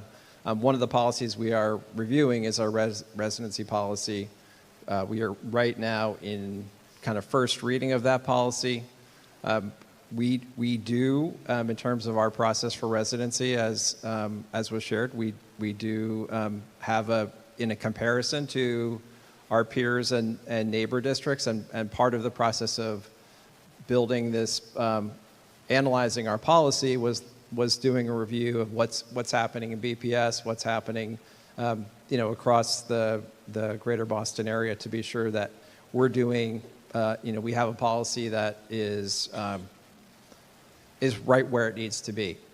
And so we are, as I mentioned, we're close to the finish line with that policy. We do have a residency coordinator who is in charge of working with central administration, and there's a team that works on this. We both want to be sure that every student in our schools is in our town. That's really important, and it's a financial impact. We also want to be sure that we're respecting all of our residents and citizens and doing it in a way that is affirming, I think, as a learning organization. So those are things that we're doing. I feel confident that the revision of the policy is going to be strong and is going to hold up to any policy that it's compared to across the Commonwealth. Thank you, Dr. Burrows. Mr. Bentley, you're recognized. Thank you. Sorry about that. Thank you, Mr. Moderator. Sean Bentley, Precinct 7, and proud Milton High 2018 grad.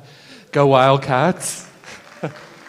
So, I knew that was going to get a few applause. But anyway, so I had a couple of questions for the school committee or superintendent. I don't know who would be the point person for this question, but my first question just involved the exploratory classes for the middle school and what those entailed. And my second question, it sort of related to another article, Article 29, regarding the Blue Hills Technical School. And I see that there was a decrease in enrollment this year. And there are a lot of questions nowadays about the value of college and university. So I was just wondering if they could talk about like why they're possibly seeing that decrease in enrollment, if that makes sense, and what efforts you're making in promoting it as an alternative compared to the high school. Thank you very much. Thank you. Dr. Pavlicek.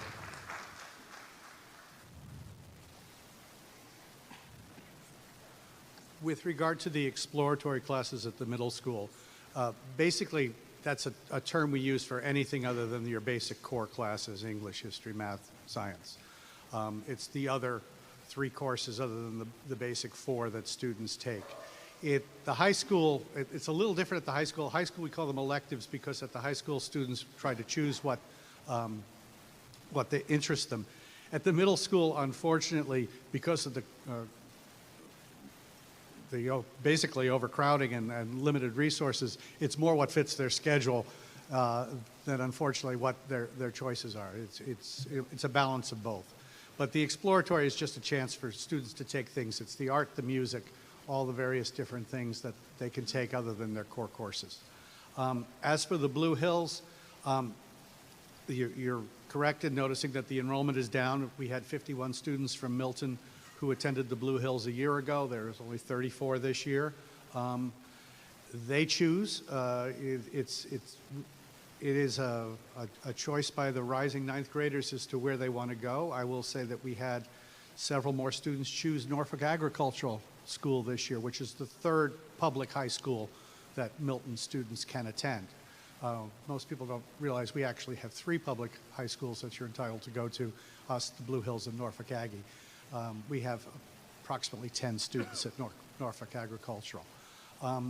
We are seeing this year, for instance, rising from 5th to 6th grade, we are seeing fewer students leave the system for private schools at the 6th grade than we have in the past.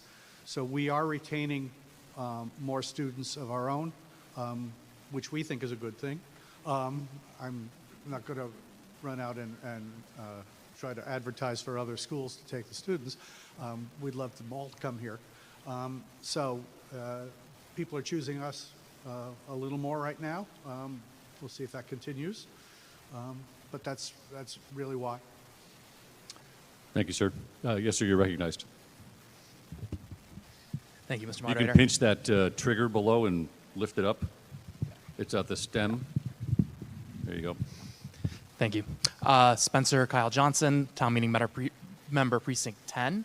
I just want to, if we don't mind bringing up the language again about the residency requirement, I wanted to press on that a little bit further because the comment was very explicit that there is a lack, use of definite article seemed important to me, that there is a lack of robust measures.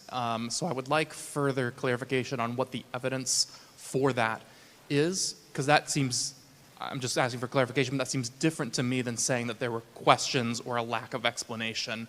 That implies actual evidence of a lack of a robust process. And I, again, not meaning to be nitpicky or denigrating, but I think it's important that we have clarity about that, because if there is a problem, we should have an open conversation about it.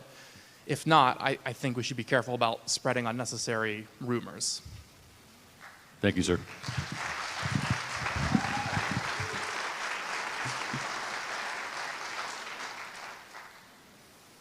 Mr. Humphries, you're recognized. Thank you.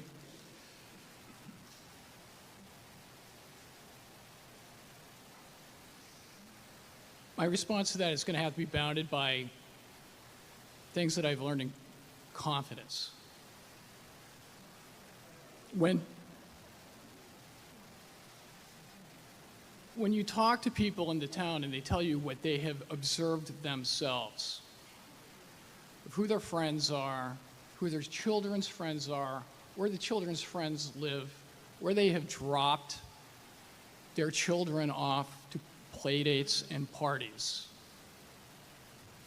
Though I myself was not there, when I accept those representations that are made to me as true, that's testimony of an individual. That is evidence. So I can't say that I myself have observed these things, but I can accept what someone has said to me as true. So we pushed on this with the school department. We asked questions. We had people that we wanted to talk to. Those people were not made available to us. That happened. That has led to this body's conclusion that there is an issue that we were not able to address to our satisfaction to make the determination that there was not a problem. Prove me wrong. Because I could flip that around the other way and say, we're asking these questions. We're the warrant committee. We want to be satisfied. We deserve, on behalf of the town, to evaluate this and make a determination. So this is a two-way street. On behalf of the town, on behalf of the taxpayers who foot the bill, we want to be able to verify that the townspeople are paying for students from Milton. I'd be happy to be proven wrong. That's my answer. Thank you. Thank you. Mr. Musto, you're recognized. Ms. Denny, did you want to speak? If you could come to the front, I have a hard time telling third row or second row, so if you'd like to speak, come up front. Mr. Musto? All right. Hi, Mike Musto, Precinct 5, town meeting member. I just have a few quick questions. Number one, just out of curiosity, I understand the minimum per pupil went to 104. Do we actually get more than the minimum, or do we only get the minimum? Just, this kind of came up at work today, actually, in terms of different towns and whatnot. So can you clarify that? Sorry, Mr. Musto, I can't hear you. If you could. I know, my brother tells me to be a little louder, so sorry, guys. But I guess I'll repeat for the edification of the members. The per pupil went from 30 to 104. Do we actually get the minimum of 104, or do we get a little more than the minimum? Can you just clarify that? Thanks. And then, Is that clear? Would I be allowed to ask another question after? Okay. Dr. Pavlicek. We are in the state is in the fourth year of implementing what's called the Student Opportunity Act, where they're changing the funding formula for the Chapter 70 funds. Dr. Pavlicek, if you get a little closer to the mic. Oh, sorry. The state is in the fourth year of a six-year phase-in of the Student Opportunity Act, which is changing the basic funding formula for Chapter 70. For the past couple of years, we have gotten above the minimum amount that you referred to. This year, the governor proposed a minimum per pupil increase of $30 a student. The House and Senate have both recommended 104. This year, we're just getting the 104 per student extra above last year's Chapter 70. We're not getting an additional bump from the Student Opportunity Act this year. We have for the past several. Okay, thank you. And then just a quick little follow-up in terms of, let's call it, I don't want to say curriculum, just sort of some of the needs that were expressed. I'm really glad, thanks for the presentation, really glad that we are funding different positions that do seem needed. And I think, again, just for the edification of the members, I look at, for example, like the reading interventionist position, and that's really promising. I'm glad to see that we're funding that, but just, I think it helps people to not just see like the title of a position, but can you just explain like, hey, what is the benefit of that and how it's going to help the kids and so on and so forth? Like, I just want to provide you an opportunity to say like, here's all the good that we're doing, okay? Is that clear? Yes. The reading interventionists without getting too technical, when we identify students who are beginning to have trouble with reading, we want to nip that sort of in the bud before they get into a position where we have to go into special needs or something like this and have to provide more services. It's much easier to prevent than it is to try to cure things. So the purpose of the reading interventionists is to take students who have been identified either by their teachers, or generally by their teachers, as needing a little extra. And what they do is they work with them either individually or in small groups for, say, 4 or 5 weeks in order to just push them back up and get them going again and get them back on track, and then they move on to other children and so forth. So it's not, for instance, a reading teacher who they go to a classroom and they're there for 45 minutes a day for the rest of the year. These are sort of push it or pull out services where we really are trying to address needs as they begin to become apparent in the Ed Speak, the Tier 1 interventions, for those who like Ed Speak. But it's at that basic level. All right, thank you very much. Thank you. Ms. Ross-Denny, I think you were next. Can you hear me? Yes. One of the first times I'm close enough to the mic. Beverly Ross-Denny, town meeting member, Precinct 2. I would like to make a comment and share some feedback about what Warrant Committee Chair Dave Humphreys just shared about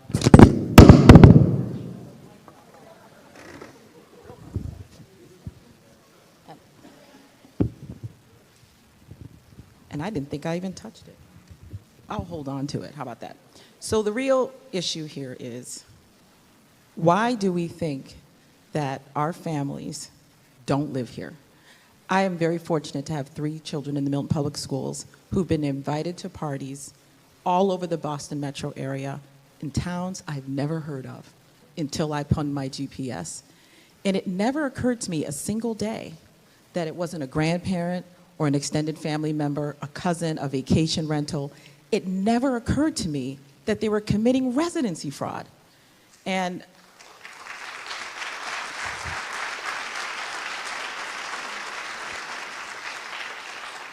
I think for those of us who had the great fortune of meeting with the Warrant Committee this year and being asked questions about residency, one of the opportunities that was shared with me is its cost savings. If we were able to find all of those kids who were inappropriately living in Milton, we would save all this money.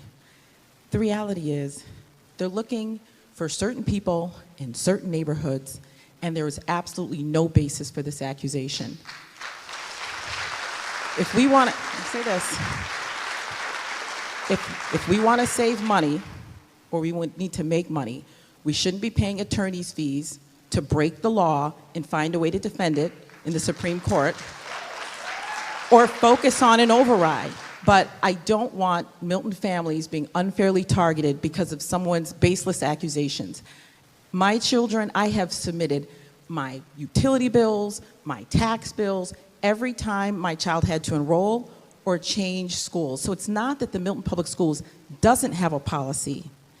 It just doesn't meet the narrative of certain people in this town who do not welcome everyone who is here.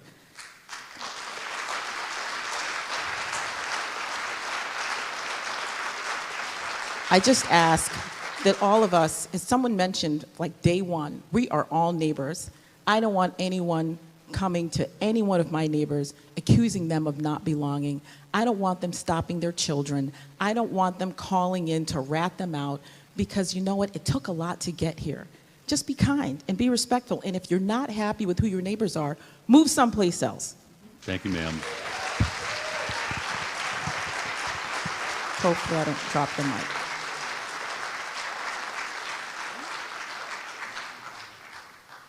Ma'am, that was walking right up to the line. So,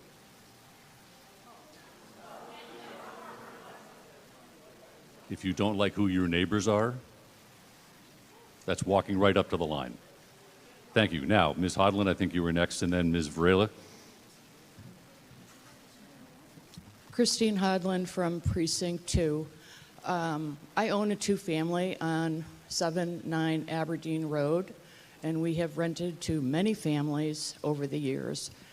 And each one of those families that has had children in the public schools has had to contact us to verify that they live in the house, that they have a lease, that they have utility bills, and many, many other things that they've had to provide to prove their residency. My son currently lives in the house, and he and his wife had to do that this year. Their name is Hodland. Not that there's a lot of us, but they belong there, and their kids go to the public schools. So I just want to be one of the examples that you hear from that verify that this is being done. In the past, we've actually been called by the superintendent, not the current one, in the past to verify that the information that was sent in by our tenants is valid. So I just want to be one of the examples that sees that it is working, and I haven't seen any where it isn't. Thank you, ma'am. Sheila Varela, Town Meeting Minute, Precinct 8. So I was on the school committee when we put in the residency verification. So, and it's my understanding, and correct me if I'm wrong, just to follow up what Ms. Hodland said and Ms. Ross-Denny, that when your child enters the public schools at either the pre-K program or kindergarten, you do the proof of residency with the documentations, and then in middle, and then in high. Now, that's there. I have had 2 children go through the public schools. There are parents that divorce. There are single mothers or single fathers, just single parents, and kids some nights might stay with their grandparents on Tuesday and Thursday if their mom's an overnight nurse and works a shift and they live in Canton, they live in Dorchester, and they might sleep there and bring them in and things like that. Same what Ms. Ross-Denny said, sometimes you pick them up or you drop them off after a soccer game or whatever, but they have residency here, and their families proved it, and we have a policy. So for the comments in the warrant to say that we are not doing our due diligence so that we can look about cost containment and crossing every T and dotting every I for money-wise, we're doing that work. And I do think that getting this kind of language in for a chair of the warrant committee to talk about scuttlebutt or what he sees or hears on the street, I just think, to Mr. Walker's point at the beginning of the night, as a chair of the warrant committee, it's inappropriate verbiage and not dignified for this body. Thank you.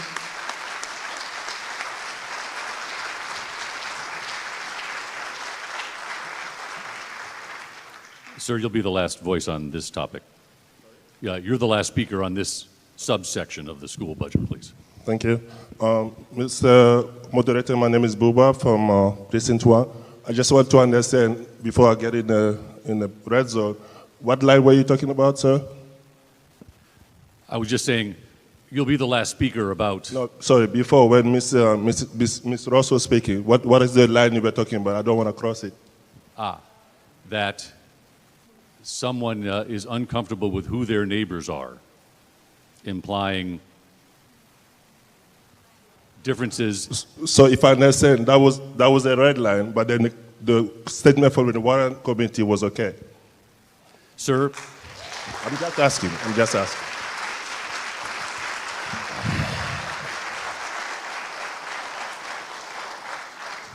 Just make your point, sir, please. Thank you.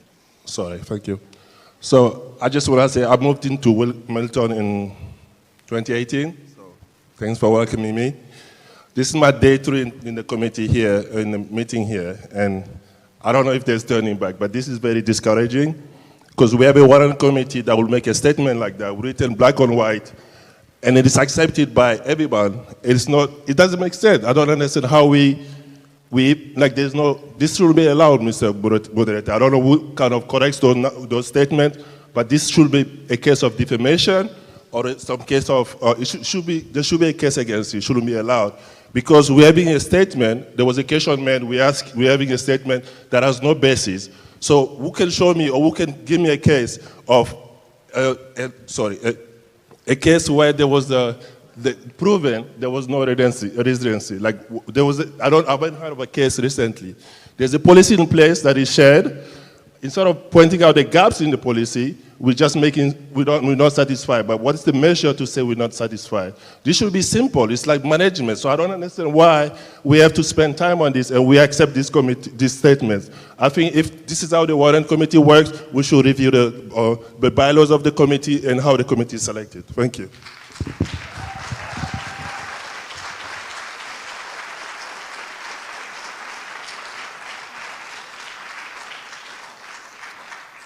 Seeing no other speakers, we'll go to the vote.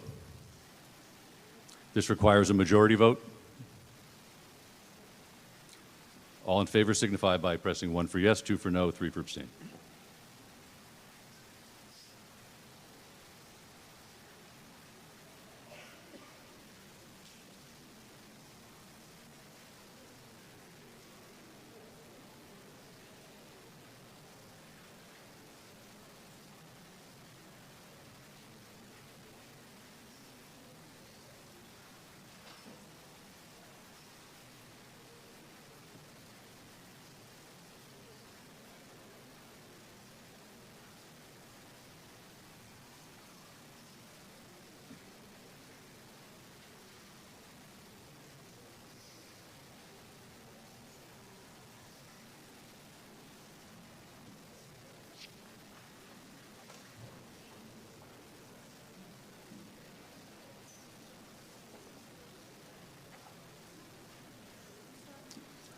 The motion passes 206 to 8. We'll now proceed. Article 27, 28, 29, 30, 31, and 32 were all passed by the consent agenda. We'll now go to Article 33, for which we have a green sheet. And this is the companion to the story that you heard under general government that was explained by Ms. Conlon. So with this, at this point, does anyone have any questions? If we could display the green sheet. Any questions on the change in Article 33? So I'll summarize. Recommended that the town appropriate the sum of now $265,000 for the reserve fund for extraordinary or unforeseen expenditures for the 12-month period beginning July 1, 2024, et cetera.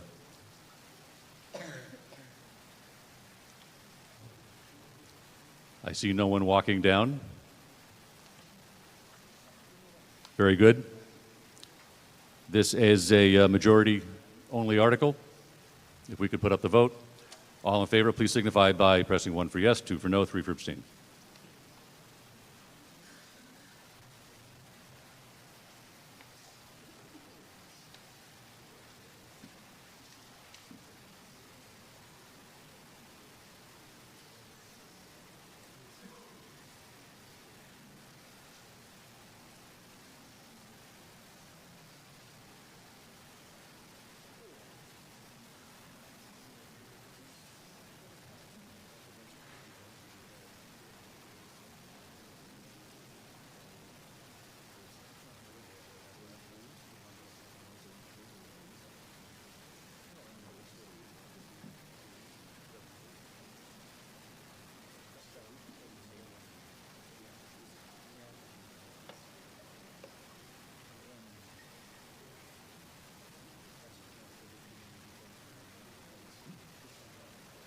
The article passes unanimously.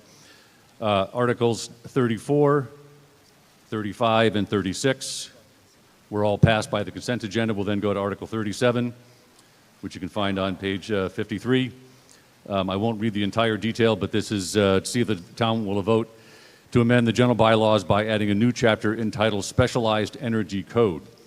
It's recommended that the town vote no. With that, I'll recognize the chair of the Warrant Committee, Mr. Humphreys.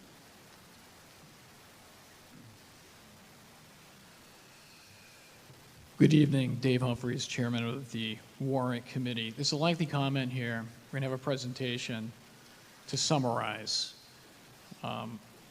What this is with regard to is it's a building code. And we currently have a building code that's in effect. And the question here is, do we voluntarily opt in to another building code? And the opting in is with regards to the Specialized Energy Code, which regulates the design and construction of buildings to make them efficient to reduce greenhouse gases. So what this is this is a new building code that we have the choice to whether or not we would opt into to make mandatory on all new construction in town, to make them more efficient. It's a recommendation of the Warrant Committee that we not do this. Briefly, it's new, is that there's not a lot of experience in other towns with regards to the implementation to be able to assess the costs associated with it. There's some quirky issues with regards to the requirement to install solar panels when you have a fully electric home, when you have a dual fuel home, like say if you had a heat pump and were electric, that you would be required to install solar panels, but fully electric would not. It was quirky.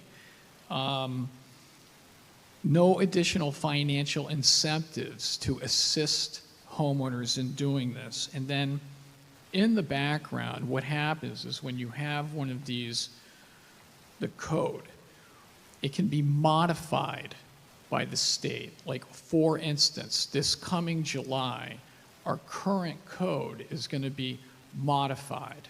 We have no control over what those modifications are when they come. Oftentimes, we don't even have an expectation of what they might be.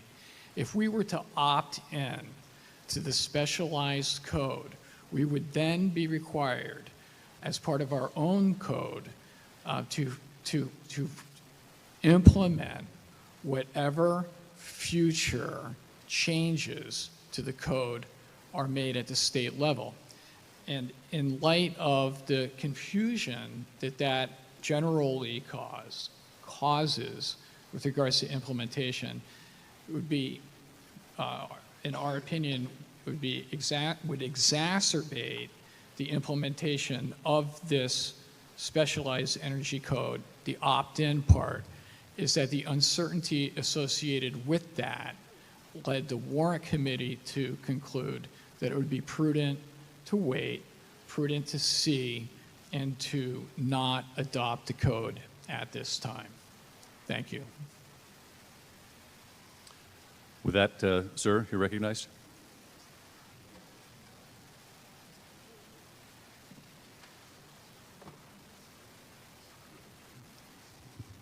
Thank you. I have a slide deck. If you could introduce yourself as well. Oh, yes. Well, good evening. My name is Alex Hasha. I'm a board member of Sustainable Milton, chair of the Climate Action Planning Committee, and resident of Precinct 9. And thank you for the opportunity to speak tonight in support of adopting the Specialized Building Code. Next slide, please. Climate change threatens our children's future, and the chance of dire impacts for humanity increases rapidly unless we dramatically decrease fossil fuel emissions by 2050. Massachusetts is leading the way to meet this challenge with practical solutions, and with the 2021 Climate Act legally committed to achieve net zero emissions by 2050. Achieving this goal requires starting now with technologies available today. So Massachusetts' strategy relies on promoting energy efficiency and electrification, which means transitioning from fossil fuels for electricity to electricity for heating, cooking, and transportation. At the same time, enormous investments are being made to expand the supply and reliability of clean electricity. Next slide, please. Now, adopting the Specialized Building Code is a critical piece of this puzzle. Buildings produced 45% of Milton's emissions in 2022. And this specialized code will help us stop adding to this problem by incentivizing all-electric construction and lowering costs for fossil fuel buildings to convert to electricity in the future.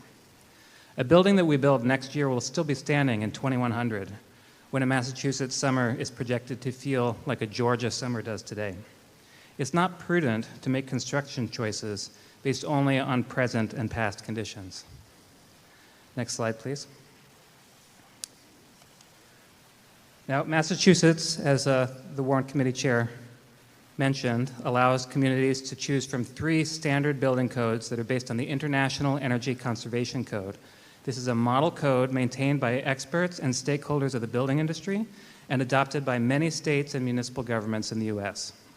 The stretch code includes and builds upon the base code, and the specialized code includes and builds upon the stretch code. Milton currently uses the stretch code, which was adopted by town meeting in 2010, enabling Milton to become a green community and qualify for over $1 million in state grants for energy projects over the last 14 years. Next slide, please. So the specialized building code is a targeted set of code updates introduced by the 2021 Climate Bill to align with Massachusetts' plan to prevent the worst impacts of climate change. All 3 codes are updated. All 3 codes are updated every 3 years through a public process to provide an up-to-date standard of best practices for energy efficiency and building safety. And if Article 37 is approved tonight, the specialized code would take effect in January 2025. Next slide, please. So what changes if we adopt this code? At a high level, all new buildings will either be all electric or they will be pre-wired to remove obstacles to future electrification. So with some exceptions for shading, new fossil fuel buildings, dual fuel is confusing, but if there's a fossil fuel heater or any other source of fossil fuels used to power the building, they will need to install some solar panels to mitigate their emissions and reduce energy costs for occupants. Energy efficiency requirements are tightened for the largest single-family homes, those over 4,000 square feet, and for new large multifamily buildings. And this is important to control the growth of electricity demand and keep our grid stable and reliable. Next slide, please. The additional requirements do not affect additions and renovations of existing homes, and this vote will not impact any project that you have planned for your own home. Pre-wiring means having adequate electric service, designated circuits, and appropriate outlets to use electricity for heating, hot water, cooking, clothes drying, and electric vehicle charging. And for most single-family homes, today's standard 200 amp service is adequate to serve those loads. It is much, much less expensive to put these electric components in place during initial construction than to retrofit the house later. And that's why this code focuses on new construction, because this is a much bigger problem for existing homes, and that's why it's not being forced now, because it's not economically viable for many, many homes today. But we can stop adding to the problem with new construction. And a quick aside for those who may not be familiar with modern electric heating systems, high-efficiency heat pumps are widely available today, can keep even the largest homes warm through a New England winter, and they have lower operating costs than oil and electric resistance heat, and they're also frequently cost competitive with natural gas when you factor in that they replace both furnaces and air conditioning systems, and they come with generous state and federal incentive payments. Next slide, please. Now, if you need another reason why building owners might want to electrify during the lifetime of their buildings, besides the need to address climate change, consider these projections of natural gas prices that were developed by our gas utilities themselves. Massachusetts has committed to limiting the growth of fossil fuel infrastructure, and as communities around us transition to clean electricity, the cost of maintaining natural gas infrastructure will be shared among a shrinking base of customers. So even under pessimistic assumptions for the pace of electrification, natural gas prices will increase significantly by 2050, while an enormous amount of energy and attention is being put into keeping electricity costs affordable and making clean energy abundant. Next slide, please. Finally, adopting the specialized code will move Milton towards qualifying to a state grant program for energy projects called the Climate Leaders Community Certification. This is the next generation of the Green Communities program, which Milton qualified for in 2010, and has enabled us to receive over $1 million in state grants for energy projects. Introduced by the 2021 climate law, the Climate Leader Community Certification will be the state's largest grant program to fund the energy transition, and it would be wise for Milton to get in early. Next slide, please. All right. So to reiterate the key points, the specialized code update will apply only to new buildings constructed after January 2025. They are necessary to reduce climate change impacts, but they preserve flexibility for present and future energy needs. If fossil fuels are the most economical energy choice today, you're free to choose it, but you'll be protected from costly construction projects to change energy sources if and when electricity becomes more cost-effective in the future. You have 3 minutes, sir. Thank you. Finally, adopting the code will help Milton qualify for state grants to support energy projects. So, while few of us here are building code experts, I hope I've made it clear how much effort has gone into making this a simple and easy step for town meeting members to approve. As it's already been by, when I wrote this morning, 36 communities, but actually it's up to 40 because there's a lot of town meetings going on right now. It doesn't affect residents and owners of existing buildings while providing cost-competitive and flexible paths for new construction to align with where we know our climate and energy system are headed. Responding to climate change with appropriate urgency does have some risks and challenges, but the risks of inaction are far more serious. Let's do this for our kids and our grandkids. Thank you.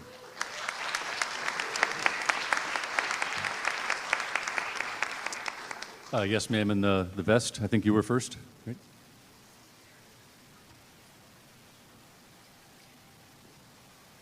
Okay, there's something I'm supposed to press here, but it's okay. I'm going to be short.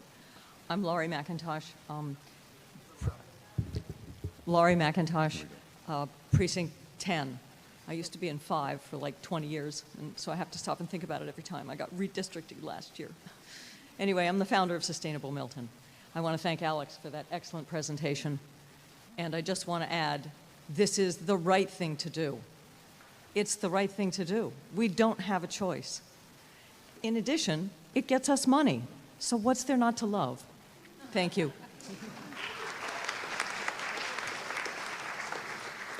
Mr. Gaius, I think you were next. Is that right? Good evening, Cheryl Tagayas, Precinct 9. I'd like also to thank Sustainable Milton for bringing this article forward, and to Dr. Hasha for his presentation, but also for all of his work in preparation for tonight. He made available to us public forums, answered a lot of questions, put a lot of information on the website, sent out emails, and I really thank him for that, and I hope you will too. So I've been an architect for over 30 years. I think many of you have heard me say that before. But codes, that's what we do. That's what architects do. We have to work to meet the codes. These codes continuously change. They're on these 3-year cycles. And we know in advance that they're coming.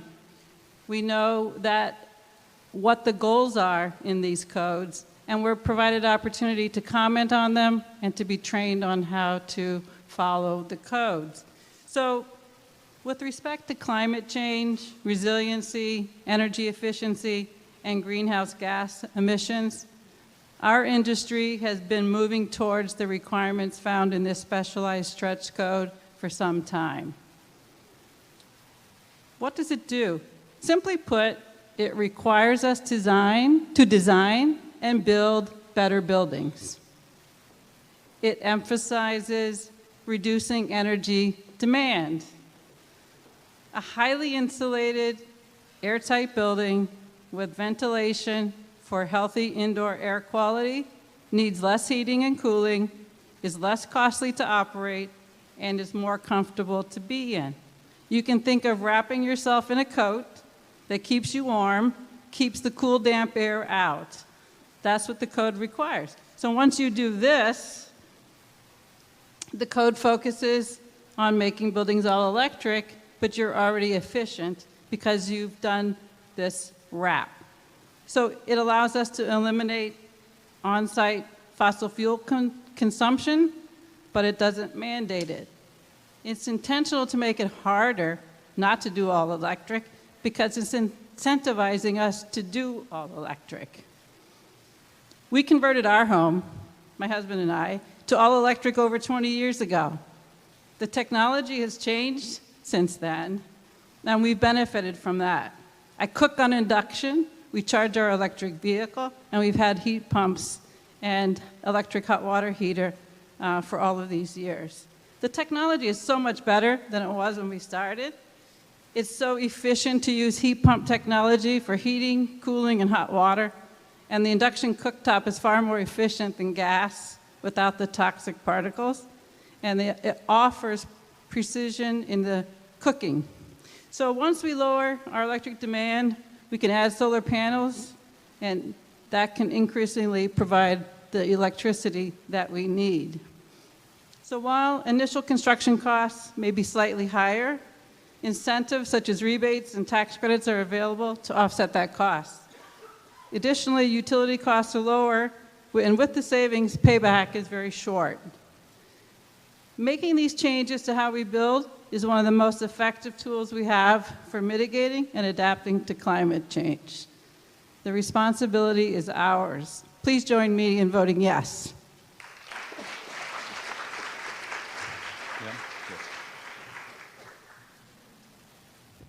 Good evening. My name is Ellen Stoddard. I'm town meeting member, Precinct 3. And I'm speaking as kind of a regular person tonight. I'm not an architect, and I actually would never have any idea how to even think about a code or a stretch code or a specialized code if it weren't for being part of this body. So I appreciate the opportunity to get more educated. So I'm speaking tonight to encourage a yes vote for Article 37. Adopting the specialized energy code regulating the design of new construction in Milton is the right thing to do to accelerate the transition to clean energy and to avoid the expense of converting these buildings to electricity in the future. As development continues in Milton, this code means that people will get houses that are pre-wired for electric and have on-site solar, and this benefits all of us. I, like many of you, live in a natural gas-fueled 1950s house, and I wish I had the infrastructure where I could just switch to electric whenever I choose. Instead, I have to plan out probably a 10-year retrofit using various different incentives. I will do that, but it's going to be painful. We're trying to do what we can by adding insulation and getting new windows put in, but that doesn't even scratch the surface on reducing home emissions, which are about half of the emissions in Milton. So I can do more tonight for our community by voting yes for this specialized energy code. Regarding the actual cost of electric, as Alex pointed to, a 2023 Massachusetts Department of Energy Resources study found that all electric homes under the stretch code would cost less overall to finance and operate than a fossil fuel home under the base code. So this is a specialized, which is even a level higher. Prices fluctuate, but the assumption that it's too expensive is a flawed one. Federal and state tax credits make all electric geothermal the cheapest buildings to build right now. I also love the specialized code adoption because it will move Milton towards being a climate leader, or to becoming towards a climate leader community certification. And this opens us up for a lot of sources of state funding for energy projects. So we're really lucky to have an incredible climate action planning committee to do a lot of the heavy lifting, to educate us, and to have us think forward and to plan for our future. So please join me tonight in voting yes for Article 37. Thank you. Ms. Swenson, I think you're next.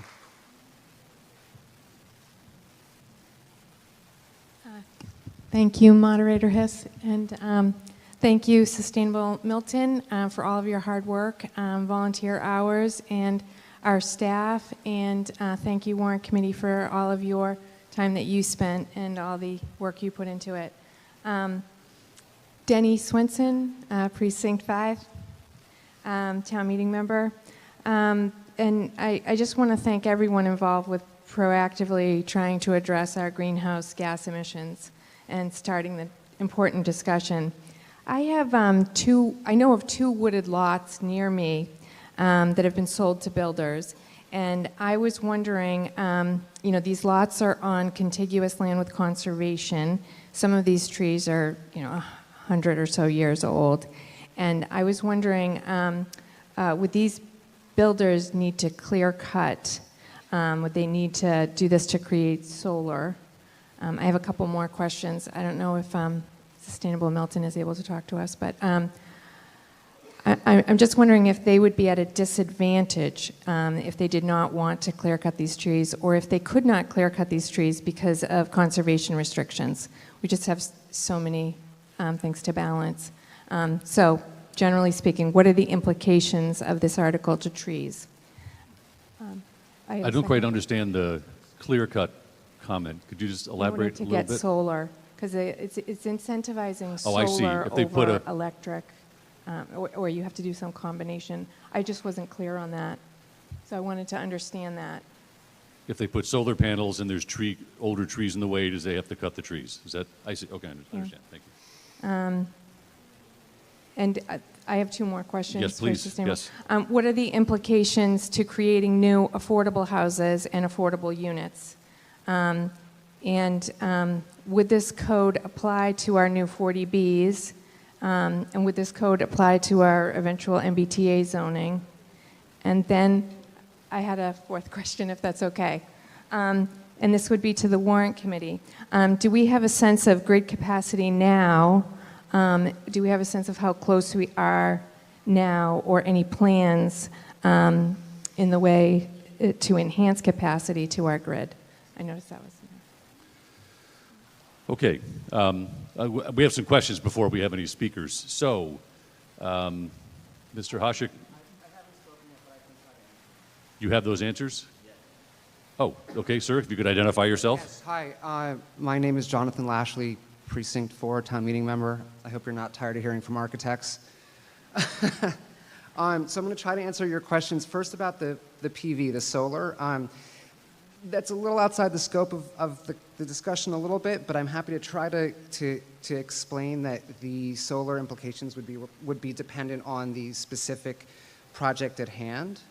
And frankly, the solar panels would be in all likelihood mounted on the roof of the building and wouldn't need to be clearing forest to install the solar panels. But I don't know the project at hand. And if the project is under a certain square footage, it's not going to be required to have solar panels anyway. That would be at the discretion of the developer. The second question was about affordable. Affordable and 40Bs would be held to the same standards as all other projects with this opt-in specialized energy code as any other project. So neither 40Bs nor affordable projects would be exempted, nor would they be held to higher standards. And sir, just so you're an architect, but your expertise in this area is based on, if you could just explain. My expertise is based on being an architect. I'm a registered architect in the Commonwealth of Massachusetts, and I also specialize in large-scale multifamily affordable housing. Very good. That's what I'm looking for. Thank you. All right. And MBTA? Perhaps that may be I have no comments right now. Not on that MBTA. one. Okay. So. And I'll hold off on the grid for someone else. All right. Thank you. So I do want to make a few more points quickly. I'm hugely in favor of the adoption of this opt-in specialized code. I was very excited to learn that this was going to be up on our warrant. I want to make a point, a major point, I think. For everyone, for every voting member here tonight who owns a home, who rents a home, who lives in a home in Milton, who I think that covers everybody who gets to vote, this new energy code will not prompt a change to your current home. Full stop. There's no mandate, if you don't want to do anything, to alter anything about your house. So the code does not require anyone to go all electric or eliminate your gas stoves or to put PVs on your roof. What is at stake? Larger new construction and major renovation projects. Now, we all know whether or not we necessarily like it, or where you might stand on this, but there is new construction coming to Milton. There are 40Bs coming. There are 40Bs in construction. I, for one, would take a lot of peace of mind knowing that if and when these projects break ground, they will be held to the most rigorously stringent sustainability standards available to the Commonwealth if we are to adopt this code. So I will wrap up. I was originally going to say we should be like the city of Boston, the whole city, which has already opted in, Worcester, Cambridge, Needham, Norwood, Belmont, and just this week, Sharon and Natick and many other towns are putting it to vote in their town meetings this week, and so far all of them have approved it. So if we don't, it's going to be very retrograde. But we don't have to be like them. We can be like us. We can be like Milton. We can come together tonight and we can show our neighbors, Quincy, Braintree, Weymouth, Canton, how to do it. We have a chance now tonight to be stewards for this town, our children, our grandchildren, and for the future of the planet. So please vote to opt in. Thank you. Thank you. Sir. Hello, everybody. Mark Croninger, Precinct 7. Great presentation tonight. I will baseline my comments with the fact that I totally and completely agree in man-made climate change. It's a huge concern. I have two boys in their late 20s who are very concerned about it all the time. I'm also a skier, and I've seen the ski industry up north ravaged, and now it is basically March for any reliable skiing, knock on wood. That said, how many people in this room have electric vehicles?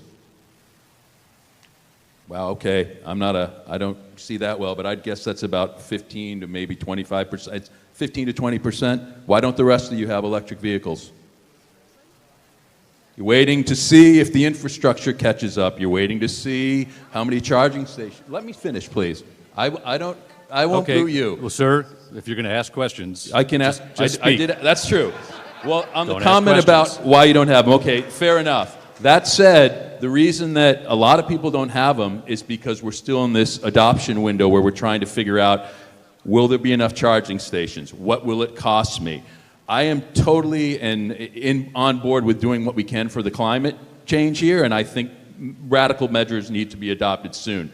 In the same token, I think the Warrant Committee's recommendation was we give this thing a little more time. This is an opt-in, okay? So if we give this a little more time to see, actually, how this plays out in the Needhams or communities that are similar to Milton, how it affects things. My other question I also have is, will this, I know there's big talk coming in the fall about whether or not we're going to be launching into a new school. Would this apply to the new school? If it does, what type of funding additions would that cost, and would that prohibit us from having a new school because the tax levies override would be so much more intrusive than maybe they already are? So these are questions that merit asking. It's an opt-in. I saw a number up there of $1 million in 10 years, I think is what I saw we've received, right? Then I saw a $67 million school budget. $1 million over 10 years is spit in the ocean. So if we're going to make these kind of decisions, I think it would be prudent to have a proving ground of some of these other communities, which are about maybe 10 to 12%, it sounds like, that have adopted this, and then take a look at this. They're not going to say we can't adopt it when we want to, and it seems from some of the slides I've seen, we like to do studies. So let's do a study on how these other communities are grappling with this, and then come back to it. But if we chain ourselves to this now, and we have, a new school, and this applies to that, or some other things, then we've chained ourselves to something that may prohibit us from doing some things. Last comment I'll make is, why couldn't we explore imparting this in a version of our own code that doesn't have the state running it, that doesn't have arbitrary updates, et cetera, that we could implement, that actually might be something that we could control? Because it seems to me that the state has a lot of stuff they want to implement potentially out of our control. So thank you for your time. I appreciate that feedback on my thing. I did ask for it, so I got it. But all I'm saying is, why don't we give it a little more time to wait and see how some of these communities are dealing with it, what the actual cost is, and how it impacts things like schools. I don't know if there's an answer on that. Inviting commercial businesses into the community, et cetera. So thank you for your time, folks. Thank you. Ms. Swenson, just before we ask, there were two questions you asked, Ms. Swenson, that I don't think I got answers to on, does it affect MBTA and grid capacity? Select Board, would this new code affect any housing offered under the MBTA? Mr. Moderator, Yes. may I address the code? Because MBTA communities is zoning. This is a building code, and they're separate. Building codes are state law, and zoning is local law. There's no exemption under state law under the building codes. I've checked with DOER on this, and that's the confirmation I've received. That helps with that? That help with that question? Cheryl, if you don't mind. I'm Cheryl, if you don't mind. Sorry to call your name, but I know you would know this. So 40B won't necessarily fall into this code, the 40Bs that are coming? They do fall under it because it's a building code. Okay, so they would, so that's a benefit. Okay, but MBTA would not necessarily. Well, any new construction that might follow from new zoning would fall under it, yes. So any new commercial building, any new mixed-use building, any new residential building would follow under it, whether it came under our existing zoning or any new zoning. So would MBTA Denny, fall under? please, but you're not, no back and forth, please. I think she answered the question that any new building, any new housing is going to be a. Yes, yes, that's right. Thank you, folks. Thank you, folks. Yes, any new building is going to, this will affect. And then you had a question to the warrant committee about grid capacity? Because that was a warrant committee concern? Thank you, Mr. Humphries. Dave Humphries, Chair of the Warrant Committee. In our deliberation with regards to this, on our Warrant Committee, we have an electrician. An electrician, in the course of his trade, deals with electricity and with the grid. And it came to our attention in our deliberations that the ability of the grid to sustain a project, especially if it's a large one, is always a concern. The ability of the grid to be able to sustain a project is always a concern. An electric building is going to require more electricity if it's heating, right, than a building that had another type of fuel would cause more of a concern. So that is in our comment, is that there is going to be a concern is that if we're building lots of electric buildings, whether the grid is going to be able to sustain it. It came up at our meeting that there had been projects that this person had been involved in that were delayed for some time or became very, very difficult because of the load that they were going to put on the grid. So we put it in our comment, the ability of the grid to be able to support this is a concern that we have. Thank you. So I want to ask a question before we have any more speakers. So speakers, if you could turn, or potential speakers, I see 1, 2, 3, 4, 5, 6, maybe 7. If you could turn around and look at the audience. So audience, whose mind is completely made up on this article one way or another? So speakers, look around. You have a right to speak, but I think the body has decided already. So I might ask the speakers, would you be willing to not speak and we go to a vote? Because I think the audience has decided one way or another.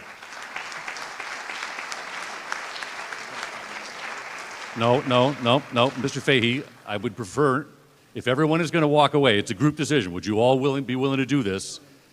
Please? Okay, then Mr. Fahey, I'm not going to recognize, because if I let it in for you, I let the floodgates open. So, with that, I'm going to now close down the speaking. We'll go to a vote. Thank you.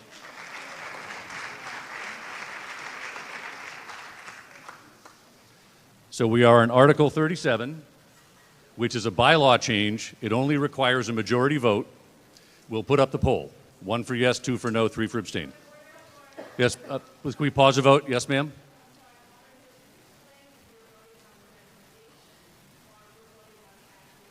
Sorry, good point. You're right. Thank you. This is one of those points. One of our rules says, I believe it's Rule 5, when the warrant committee recommends no, what you are now doing is voting on the article itself. So, if you are in favor of the article as written, you vote yes. If you are opposed to the article, you vote no. It's that simple. Thank you, ma'am, for reminding me of this. Is that clear, everyone? You like the article? Yes. You dislike the article? No. Very good. With that, we'll open up the poll again.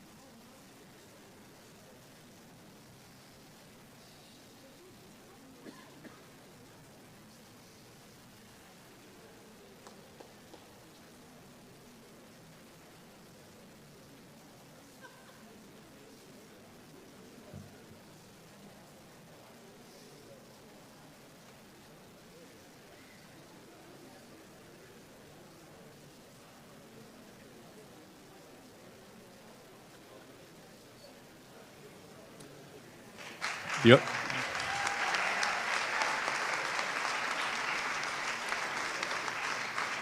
The article passes by a vote of 160 to 51, 6 abstains. Thank you, speakers, for your indulgence. So, folks, it is 10:20. I don't think we're going to get through everything tonight unless you want to stay till 11 or 11:30. Do you want to stay till 11 or 11:30? Okay. Then we will move on. So, Article 38. Pardon me? Are you asking for a motion to adjourn? Motion to adjourn. Oh, vote on this. Okay, the simple way to do it is if there's a motion to adjourn and the body says no, we'll carry on. So, is there a motion to adjourn? Yes. Is there a second? Second. I'll do an audio, the old way. All in favor of motion to adjourn, please signify by saying aye. Opposed, nay. I declare a no on the motion to adjourn. We will carry on. We're now on to Article 38. I'd like to, Vice Chair Musto, anything you wish to add, or should I turn this over to Mr. Doyle? No. Mr. Doyle, you're recognized. Thank you, Mr. Moderator. Arthur Doyle, Precinct 7 member, Conservation Commission member. This article very much relates to the Neponset River Estuary Study, a project that you approved in Article 14 earlier this evening that the Conservation Commission had submitted to the CPC. If we were to look at the course description for Milton Academy's advanced environmental course, we would see a comment to the effect that the only remaining salt marsh in Boston Harbor exists in the Neponset River estuary. This article addresses 33 of the acres of that salt marsh. Many more are in Milton. If you take a look at this map very quickly, which you previously saw when Mr. Callahan spoke, on the right-hand side you have President's Golf Course. On the left-hand side of Granite Avenue you see a salt marsh. All of that salt marsh, very extensive, is owned by the Department of Conservation and Recreation. This article pertains to the land, the marshes north of Cortlandt Circle, Riverside Avenue, and Karen, if you could go to the next one, this will give us a little more of a clear picture. The Mass Conservation Commission Act was passed in 1957. In years shortly thereafter, the town of Milton adopted it, and within a couple of years, actually the 1963 annual town meeting, it passed one of its first actions relative to conservation. And at that time, by unanimous vote, it transferred to the care, custody, management, and control of the Conservation Commission for the promotion and development of the natural resources of the town, 7.85 acres, and they are identified in green as parcel G5611. 2 years later, at the annual town meeting, Article 68, by unanimous vote, took by eminent domain for the promotion and development of natural resources and for the preservation of open space, 25 acres of land. Those are immediately to the right of the green parcel. They are G5610, G569, G568, and G567. Unlike the previous taking, for some reason unknown to us, they did not entrust this to the care, custody, and control of the Conservation Commission, so it is under the jurisdiction of the Select Board. And at the same town meeting, they also put into conservation the purple line that you see which is a 1.88 acre parcel identified as G57-3. In 1975, of course, we have the passage of the Wetlands Protection Act, and in the last month, readings were completed on amending those Wetland Protection Act guidelines in conjunction with the Department of Environmental Protection and the Massachusetts Association of Conservation Commissions.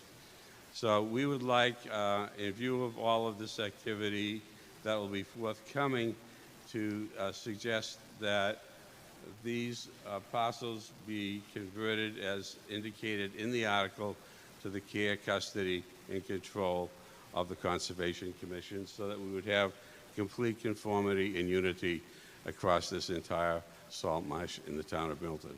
Thank you very much, and we thank the Warrant Committee and the Select Board for their endorsement of this article. Thank you, sir. Does anyone wish to speak to this article? Seeing none, we'll go to a vote. It requires a 2/3 vote as this is a transfer of land. So 1 for yes, 2 for no, 3 for abstain.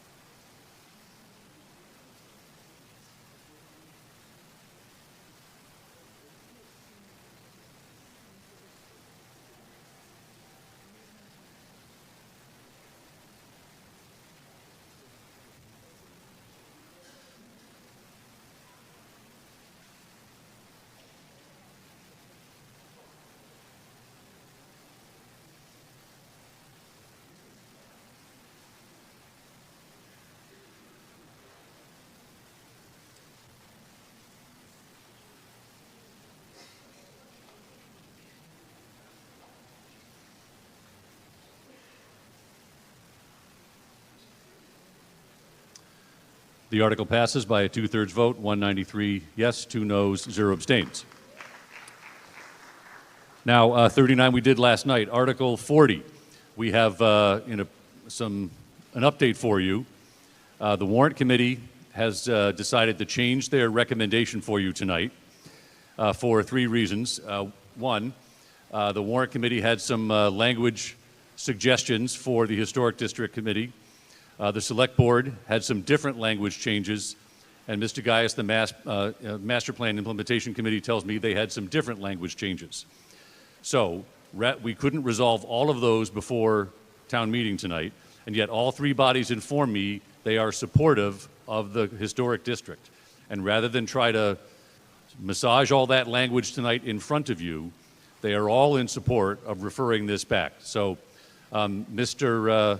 Chair of the Warrant Committee, could you stand up and make your motion to refer this back, please? Dave Humphreys, Chair of the Warrant Committee. May it please the town meeting that we make a motion to refer this back to the Select Board for further study with regards to the local historic district. Vice Chair Musto, would you confirm Select Board's support?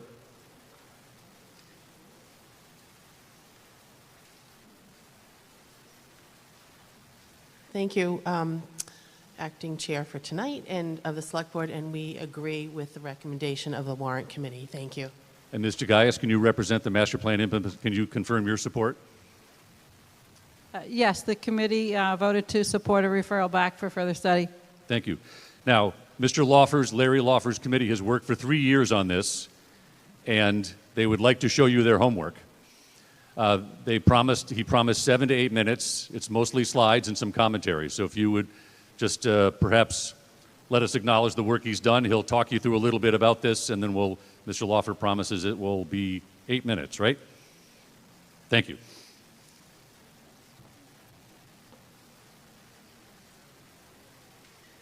And if you could introduce yourself and your address, please. Good evening, and thank you, Mr. Moderator. I'm Larry Laufer. I am Precinct 2, proud member. I'm the chair of the Local Historic Study Committee. Milton was settled in 1640. Milton was incorporated in 1662. That is 362 years of history. Milton has grown throughout all those years, and we are intent on continuing that innovation and growth with this designation. I am not here to discuss 362 years. I'm the last guy up tonight. But to talk about the next 362 years. Every good story begins with the end in mind. And this one is no different. At the time of the European exploration and settlement of Milton in the early 1600s, the area was inhabited by the Neponset tribe of the Massachusetts and Algonquin people, who referred to the area, that is Milton, as Unquatuquisset, meaning lower falls, denoting the place where the rapids of the Neponset Valley, the Neponset River, and the Massachusetts Bay come together. We now call this area Milton Village. Milton Village has been the epicenter of importance not only here in this town, but throughout the country. The Neponset's swift-moving water powered our first industrial revolution, and it revolutionized industry by using water power. The Suffolk Resolves House is no longer in Milton Village, but that's where our founding fathers met to work on the language that is integral to our Constitution. Listening here the last couple of nights, that need to get the language right is still strong. I'm going to skip some of this. Everybody knows Milton has been named one of the top towns in the country for years. It was 7 years ago that the Milton Historical Commission went to the select board, the then select board, the then Milton Historical Commission, to ask for this committee to be started. It started 3 years ago. And when we started, we wanted to really understand what is historical, why is it historical, why are we going to preserve it, and how can we continue to grow and innovate through this process over the next 100 to 362 years. Historic areas are named and controlled by 3 entities: federal, state, and local. There are over 351 towns in Milton, in Massachusetts. There's only 111 historical districts. The reason for that is this is very difficult to get done. There is state language, there is local language, and there is multitudes of people who want to put their finger in this pie. We recommended that we refer this back, and because our committee was set up, we have dedicated people who have been working on this for 3 years, but now the town has gotten involved through our meetings with the commission, with the committees, and each one of them had something they wanted to say. When I spoke to Jen Doherty, and Jen is, let me get her title. She's important, but she is our coordinator, and she has been helpful throughout our process. When I told her that tonight we were going to present and we were going to refer back to change language, she burst out laughing. She said that is typical of this particular kind of thing. Throughout the time that we have been studying, and the Select Board and the Historical Commission has been trying to get this done, everybody has been in support of this. Milton Village was the epicenter of so much important stuff. It is not yet protected by federal, state, or local, and that's why we chose it. We followed the Milton Planning Commission and the overlay, and pictures are nice, aren't they? This is Milton Village behind us. We care about being innovative and growing. That's what we want to do. That's what we want to allow to do. So during this process, we talk to all of the stakeholders, not only in town, the committees, but out of town. We talk to a number of the different towns that were doing this, found out what they were doing. Everyone has slightly different approach to this. We sent out letters to each property owner. We sent out surveys to get more information.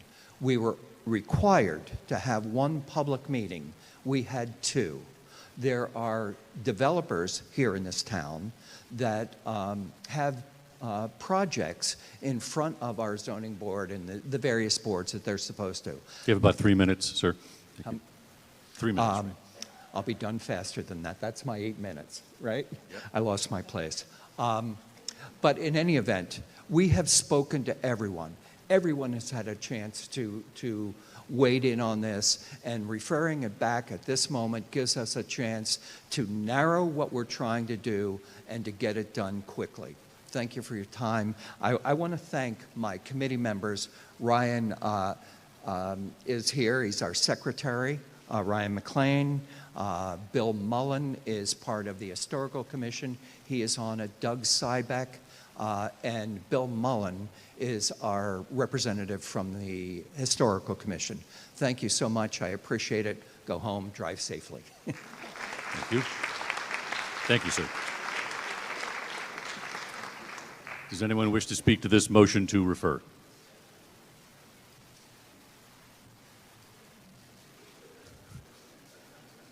Having some fun with me over there, Mr. Chinman? I like that. I like that. All right, this just requires a simple majority vote. If we could put up the poll. We are, and by the way, pardon me? Yes refers back. No, we will resume debate. All in favor of yes referring back, please signify by pressing 1. 2 to resume debate. 3 for abstain.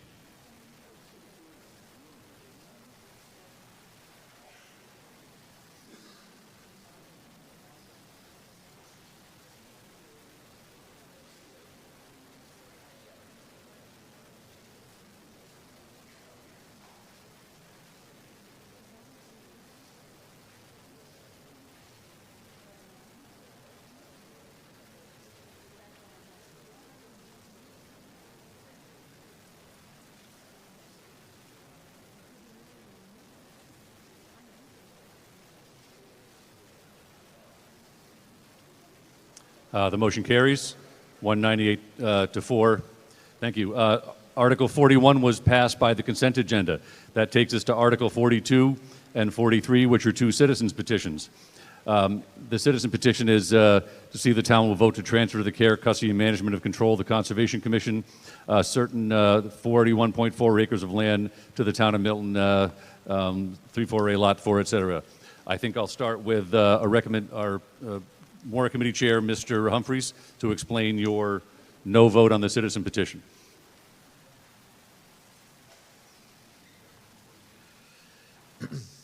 Dave Humphreys, Chairman of the Warrant Committee. Article 43. Our comment. There's some history here. I'm sorry, we're on 42? 42. Is the... Oh, I'm sorry. It's late. With regard to 42, recommend no. There's some history here. At the annual town meeting on May 1, 2023, with regard to warrant article 31 at that time, this was the land swap, is that at that time is that the town meeting had voted to conduct a land swap with certain properties in order to build a school. Insofar as the subject matter of this article refers to the same matter that was previously voted upon by the town meeting, it was the opinion of the Warrant Committee that this matter has been previously addressed by town meeting and is moot, and that we would therefore recommend a vote of no. Thank you. Thank you. Would anyone like to speak to this article? Ms. Agostino, you're recognized. Mr. Moderator, Diane DiTullio, Agostino, Precinct. A little closer to the mic. Losing my voice. Maybe we could help you with... Thank you. Yes, thank you. Diane DiTullio, Agostino, Precinct 9. To help expedite, I believe there's a presentation by another town meeting member that you're familiar with, so Yes. if that was done first, then I could speak, hopefully. Yes, Mr. Kelleher, I believe if he is here, submitted a presentation. He said he would consider whether he would go forward with that tonight. Is Mr. Kelleher here? And if you would like to present, please. Yep. Decided not to. Thank you. Back to you, Ms. Agostino. Diane DiTullio Agostino, Precinct 9. The Warrant Committee Chair and the Warrant Committee is correct that this article, exactly like the article that we just passed by 179 votes or something on page 54, is the exact same situation. They're both the exact same thing. If it wasn't for a land swap and if it wasn't for a school, there would be no question on how we would be proceeding here. In 1963, just like what we just voted, and in 1964, and the documents, the legal documents that are documented in the annual report were provided to the Warrant Committee and presented by myself. And in those documents, they were to agree to purchase and then get federal funds to use to save and protect Pope's Pond land for conservation and wetland control purposes. Just like page 54, the votes were unanimous.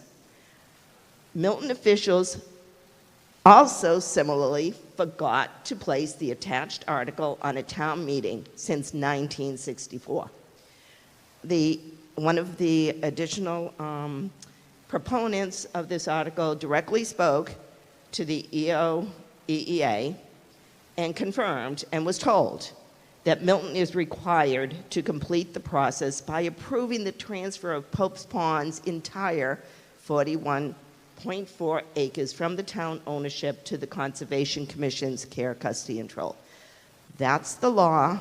That's the research that's been done. So for the Warrant Committee to adhere to the law for one parcel of property, for the Conservation Commission to adhere to the law for one portion, both done in 1963, is more of a political decision than a factual land, come on, what's the word? Help me out here. Deeded land, finalization of the property. So no matter how we vote here, it is a legal issue, and it's really a shame because we all support building the new school. The issue relies on the details, the legal details, and some of these have been raised at the State House with the proposed land swap. So I would encourage you to vote yes so that we stop tying things up and delaying the most important thing, which is the new school for our children and our grandchildren. We all have a stake in getting the school done, and the delays are just going to continue if we don't do exactly what we did on article or page 54, article 38. I sat at the Warrant Committee meeting and I listened to the Conservation Commission absolutely not deliver what we know to be the law. And you might hear it again tonight. So, Mr. Moderator, since this is way past my ability to talk tonight, I would appreciate if you could recognize just for one sentence to say that she directly was told by the individual at the EOEEA that the town was required to finalize the transfer of all 41.4. It'd be wonderful to have a park there. I'd love a park, but the law is the law. And I appreciate it. Maggie Oldfield, I believe she was the second. Oh, sorry. Ms. Oldfield. Okay, thank you, ma'am. Ms. Oldfield, you wish to be recognized. So I'm Maggie Oldfield, Precinct 5. So I prepared a couple statements. So I'm sure you're all familiar with the saying, clean up in aisle 4. And to me, the citizens' petition is the cleanup effort. I believe that this town meeting needs to finish what 1963 town meeting started. And I got up a year ago and asked for a friendly amendment to take the Pope's Pond out of the land swap. And unfortunately, it was not adopted. And Diane reached out to me last year and said, oh, I know you have a personal interest in this, so why don't you sign in the citizens petition? So I did. I fully support conservation land. I fully support the process. And back in October, I attended the warrant committee meeting, and at that time, a member of the warrant committee asked the question, what would the effect be of the land swap if Pope's Pond land came out? And the chair of the Concom said, quote, that the land at Pope's Pond is already identified as Article 97, and we all know that existing Article 97 cannot be used to replace other existing Article 97 land, so that the EEA will have to look elsewhere to make up for the numerical calculation, end quote. So I think this should put everybody's mind at ease who supported the land swap, that taking the Pope's Pond land will not affect the land swap. The transfer of the land tonight to the Conservation Commission is just like Article 38 that we just passed. And we just passed the stretch code. So I feel like everybody who just voted for Article 38 and just voted for our children and our grandchildren, that we need to preserve all of our open space. And to me, this is a no-brainer. It's a cleanup. We have to finish what was started. And I please ask that you support this. Thank you. Thank you, ma'am. See two speakers here. Yes, ma'am. Kathleen O'Donnell, Precinct 7, former town council for lots of other cities and towns, and a former member of the Planning Board, member of the Zoning Board of Appeals. I rise to say that in my experience of being town council in other towns and my presence at town meeting here has confirmed the fact that we have already voted to transfer this property to the Conservation Commission. And in that vote that we took, we reserved a section of that land for active recreation for Peverly Park. Earlier today and last year, we voted money to support the construction of a park for kids on Pope's Pond property. The article that's being presented here, A, does not need to be done because we already did it, and B, it doesn't protect the Peverly Park. It turns it all over to conservation, and the statute provides that conservation commissions do not handle active recreation. So the money that we have supported through the Community Preservation Committee and the hard work of the Peverly Park people would go down the drain because this conservation land can't be used for a park. And we've, as I said, just decided to spend $75,000 to support that construction. But I would just like to point out that this transfer has already been done. It does not need a cleanup. And even if it was needed a cleanup, it's incorrect in fact, it takes out that park that we are trying to build at Pope's Pond. And so I please ask that you would vote no on this petition. Thank you. Thank you, ma'am. Mr. O'Rourke. See if I can get this. Thank you. Sean O'Rourke, town meeting member, Precinct 8, chair of the school building committee. It's late. You know, we did this last year for 2 nights, and now we're bringing it back again. It's disheartening. Little closer to the mic, please. Sorry. It's disheartening because for me it just seems like somebody trying to defeat the school. You know what I mean? To take the work that's already been done and basically extinguish it. we worked hard to study fine land. We found this error that was there for Pope's Pond. This all came out when we walked with EEA. They are the ones that told us to include it in the legislation that we have up there. This legislation is up in the state. It's gone through a committee. It's come out of that committee favorably. It's due for a third reading in the Senate. It's on the process to doing. If you vote yes tonight, who knows what might happen? It might throw a monkey wrench into things. Now we delay the school further. That 2027 opening deadline that I told you is going to get pushed out. So to keep it short, please vote no. Thank you. Done. Mr. Kiernan? Thank you. John Kiernan, Town Meeting Member, Precinct 6, Chairman of the Conservation Commission. And this is going to be very brief because I agree wholeheartedly, 100% with the last two speakers. This is unnecessary. The land has already been transferred to the Conservation Commission. It appears to be an attempt to unwind something that's already happened. So the issue is moot. It's already been transferred, but there's another issue, and Mr. O'Rourke just indicated that. There's another problem because this is not exactly the same article as last year that we spent 2 days discussing and then voting on. The problem with this article is they forgot the carve-out for Beverly Park. And if the carve-out is not there, the carve-out sent the up to 4 acres to the park department. That's not even in this. So you'd be unraveling the new Beverly Park playground. So for all the reasons that have been articulately and eloquently stated by the last two speakers, I also urge a no vote on this. Thank you.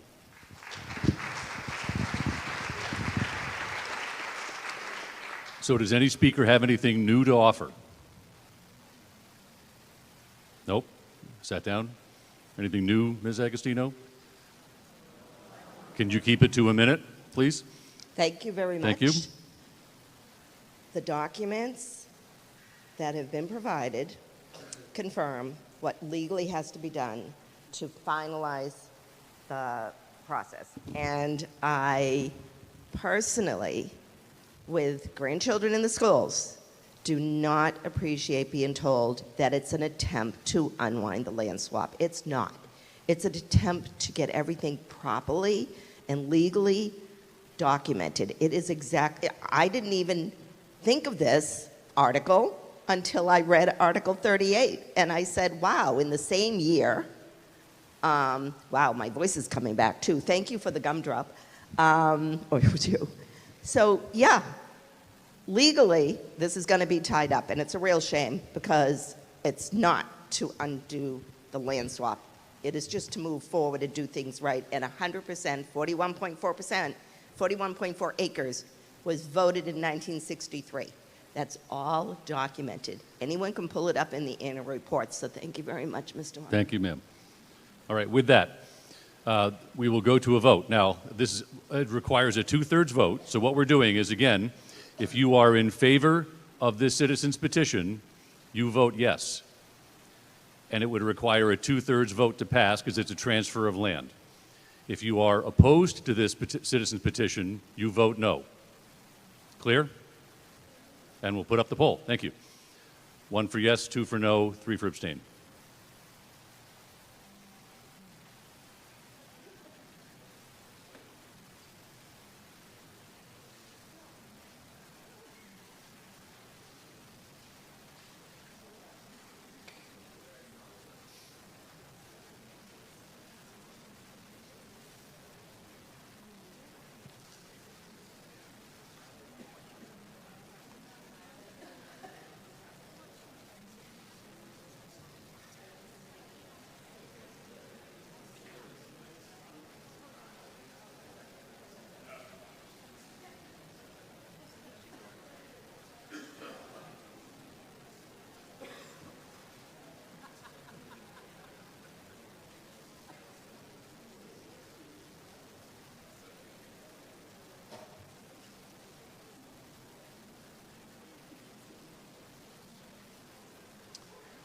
The article fails to catch a 2/3 vote by 16 yeses and 178 noes. we now come to the grand finale, to Article 43, to see if the town will vote to request that Milton State Delegation withdraw Senate 2301, quote, an act establishing speed limits on portions of State Highway Route 28 and Chickatobit Road in the town of Milton, unquote, because it is a, quote, speed trap, unquote, and instead return to the original Mass DOT rotary plan.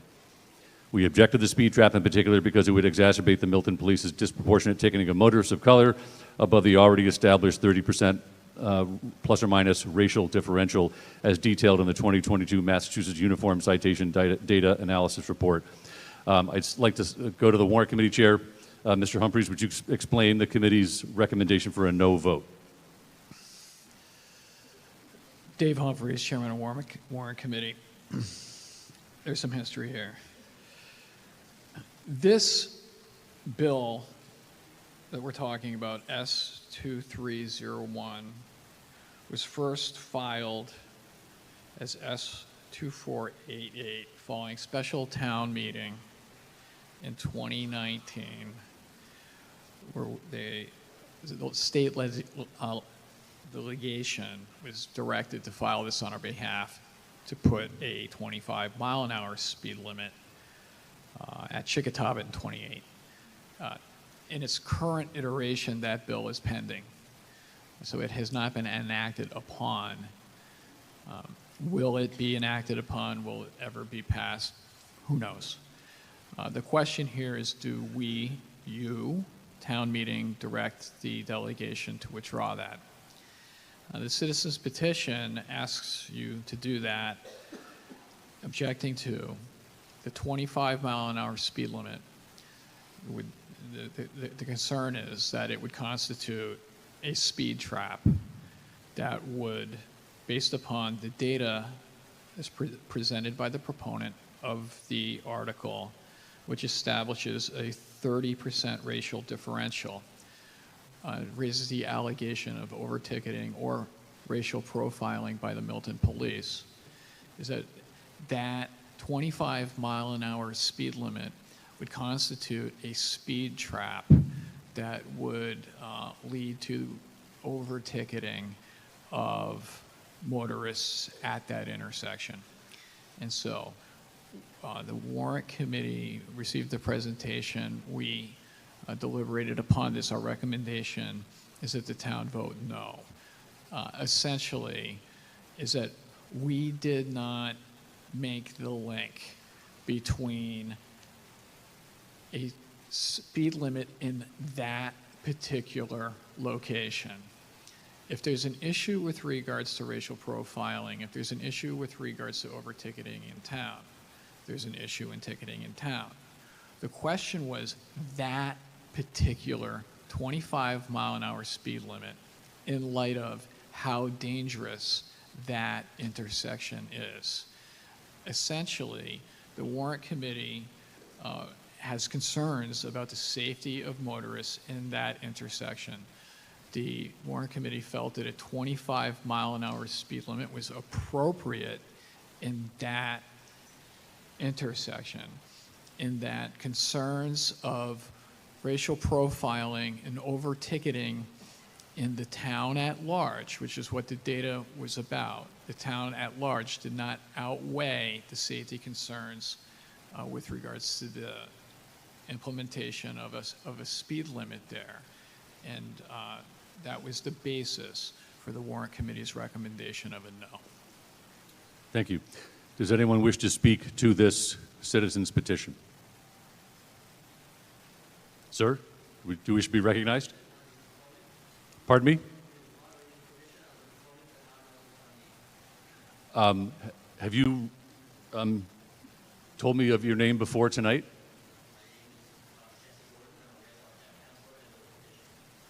Your signature on the signatory?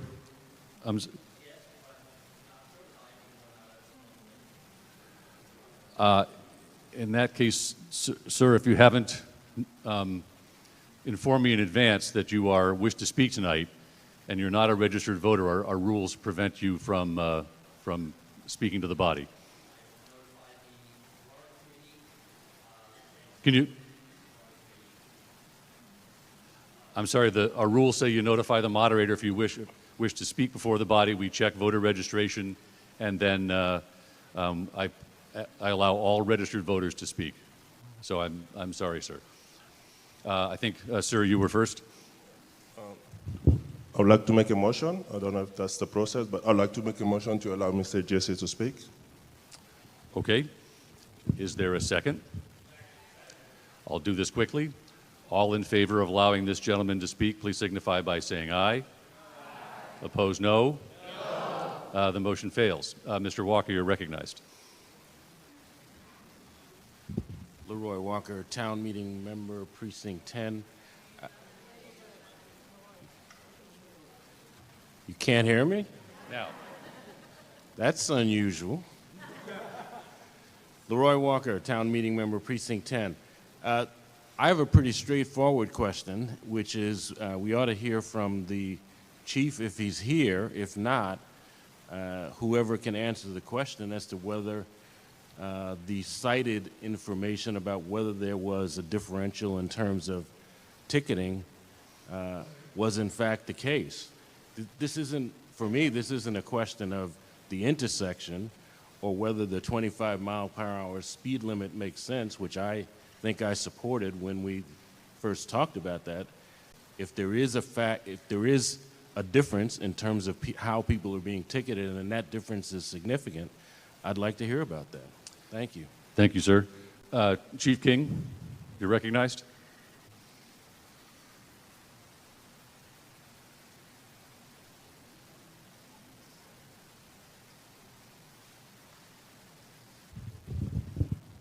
Hi, everybody.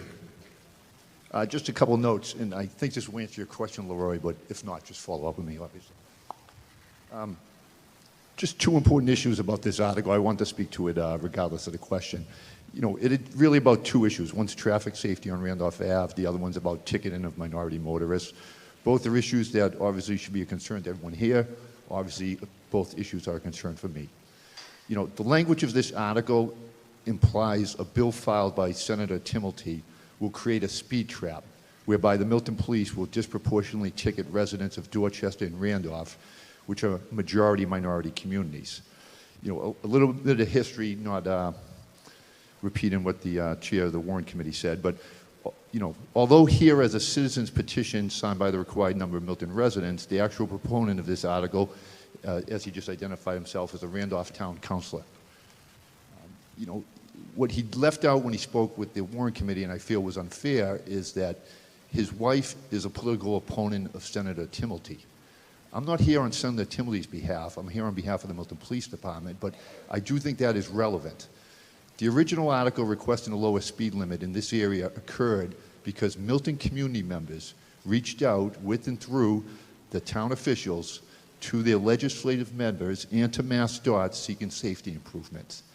Not because of anything the Milton Police Department did. The Milton Police Department never requested or spoke at that town meeting to lower the speed limit. The Milton Police Department never reached out to Senator Timilty requesting he file any bill.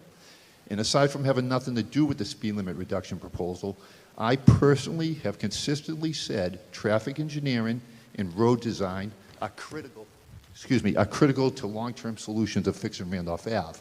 I think funding for an entire corridor improvement on Randolph Ave is more important than lowering the speed limit on one section. So I wouldn't have personally advocated for that. I also consistently say all those solutions through engineering and road design are far more effective than police writing tickets.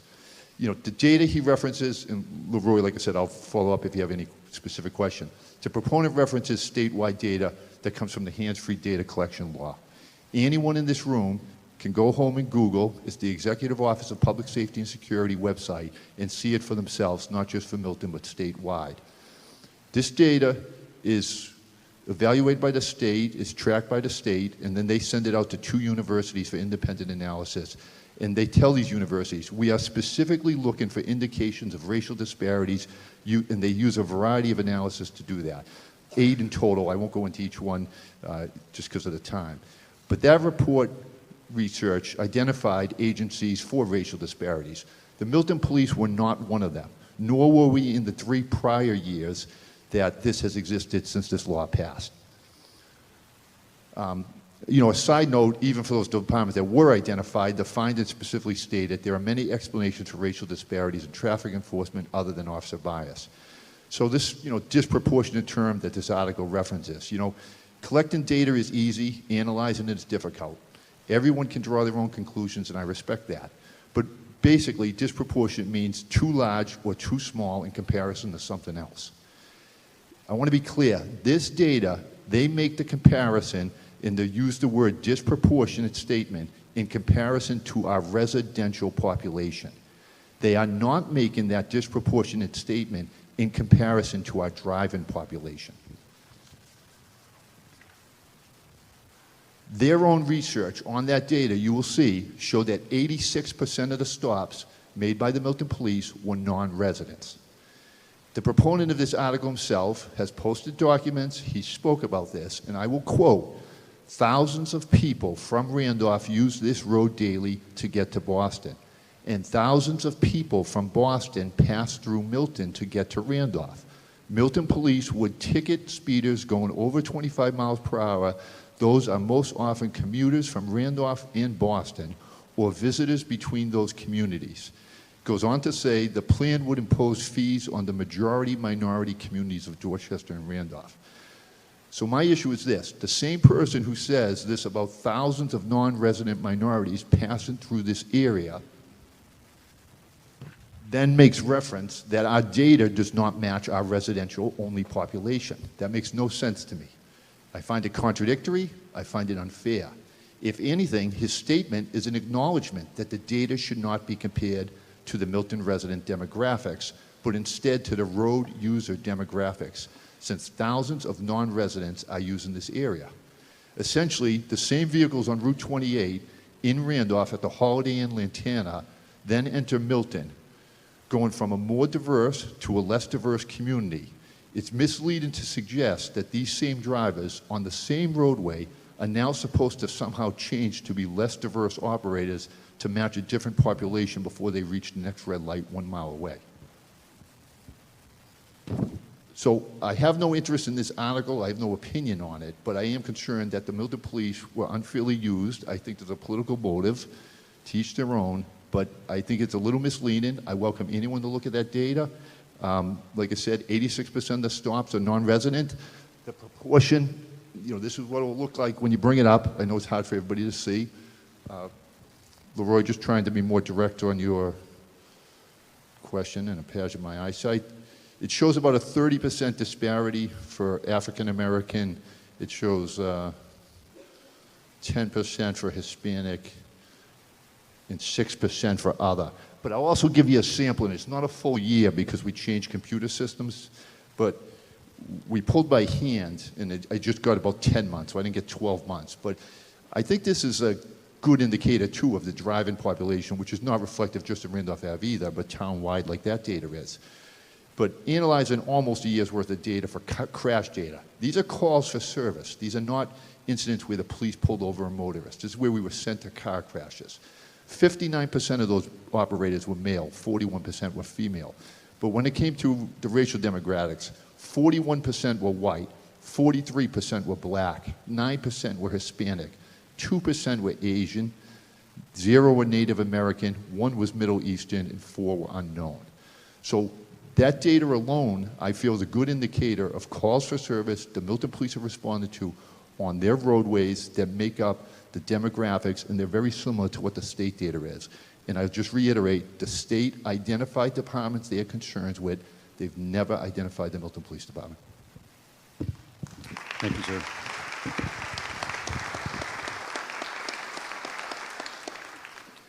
Yes, sir, you're recognized, and thank you. You're our last speaker then on this. Please. I'll definitely be short. I just wish there was more information on this. Name and precinct again. So, thank you. My name is Buba, Precinct 1. I just wish there were more information to this to understand the real problem and then the broader problem. I don't think it comes down to race, and that's usually very easy to make. I think the issue is traffic and safety. We all have streets, like the school zones, and I'm sure we've all seen a lot of people run 40 miles an hour on next to Tucker at least. I don't know if it's every school. I've never seen anybody stopped there, being stopped. So to me, I feel like the issue is having 25 miles an hour that cannot be enforced. If it has to be enforced, of course, we'll put more police resources there. I put it down to time and money. I don't think we have that amount of resources to police that. The second option is the rotaries seem to be a better option to slow down the traffic, and people being more aware of it will slow down. But I don't have much more information, so I cannot really make an opinion. But I just wish there was more voices heard in this debate, and so we can all learn more. I'm not a traffic expert. I really don't know policing, but I just wanted to know more about this. I'm sorry, was there a specific question, sir, or you were just making a statement? Just a statement. Okay, thank you. Seeing no other speakers, again, with a no vote, if you are in favor of this citizens petition, you vote yes. If you are opposed, you vote no. And then after the vote, I just wanted to make one brief comment. All in favor of the citizen petition, please signify by voting yes, pressing 1, 2 no, 3 abstain.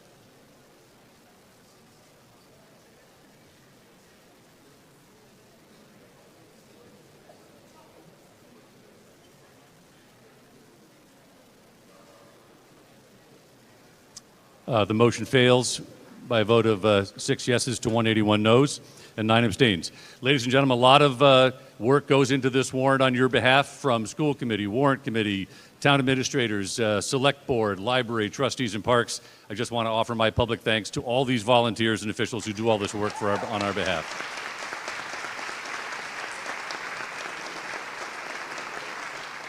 With that, I'll entertain a motion to dissolve. Seconded? All in favor of dissolving, please signify by saying aye. Opposed, nay. We are dissolved.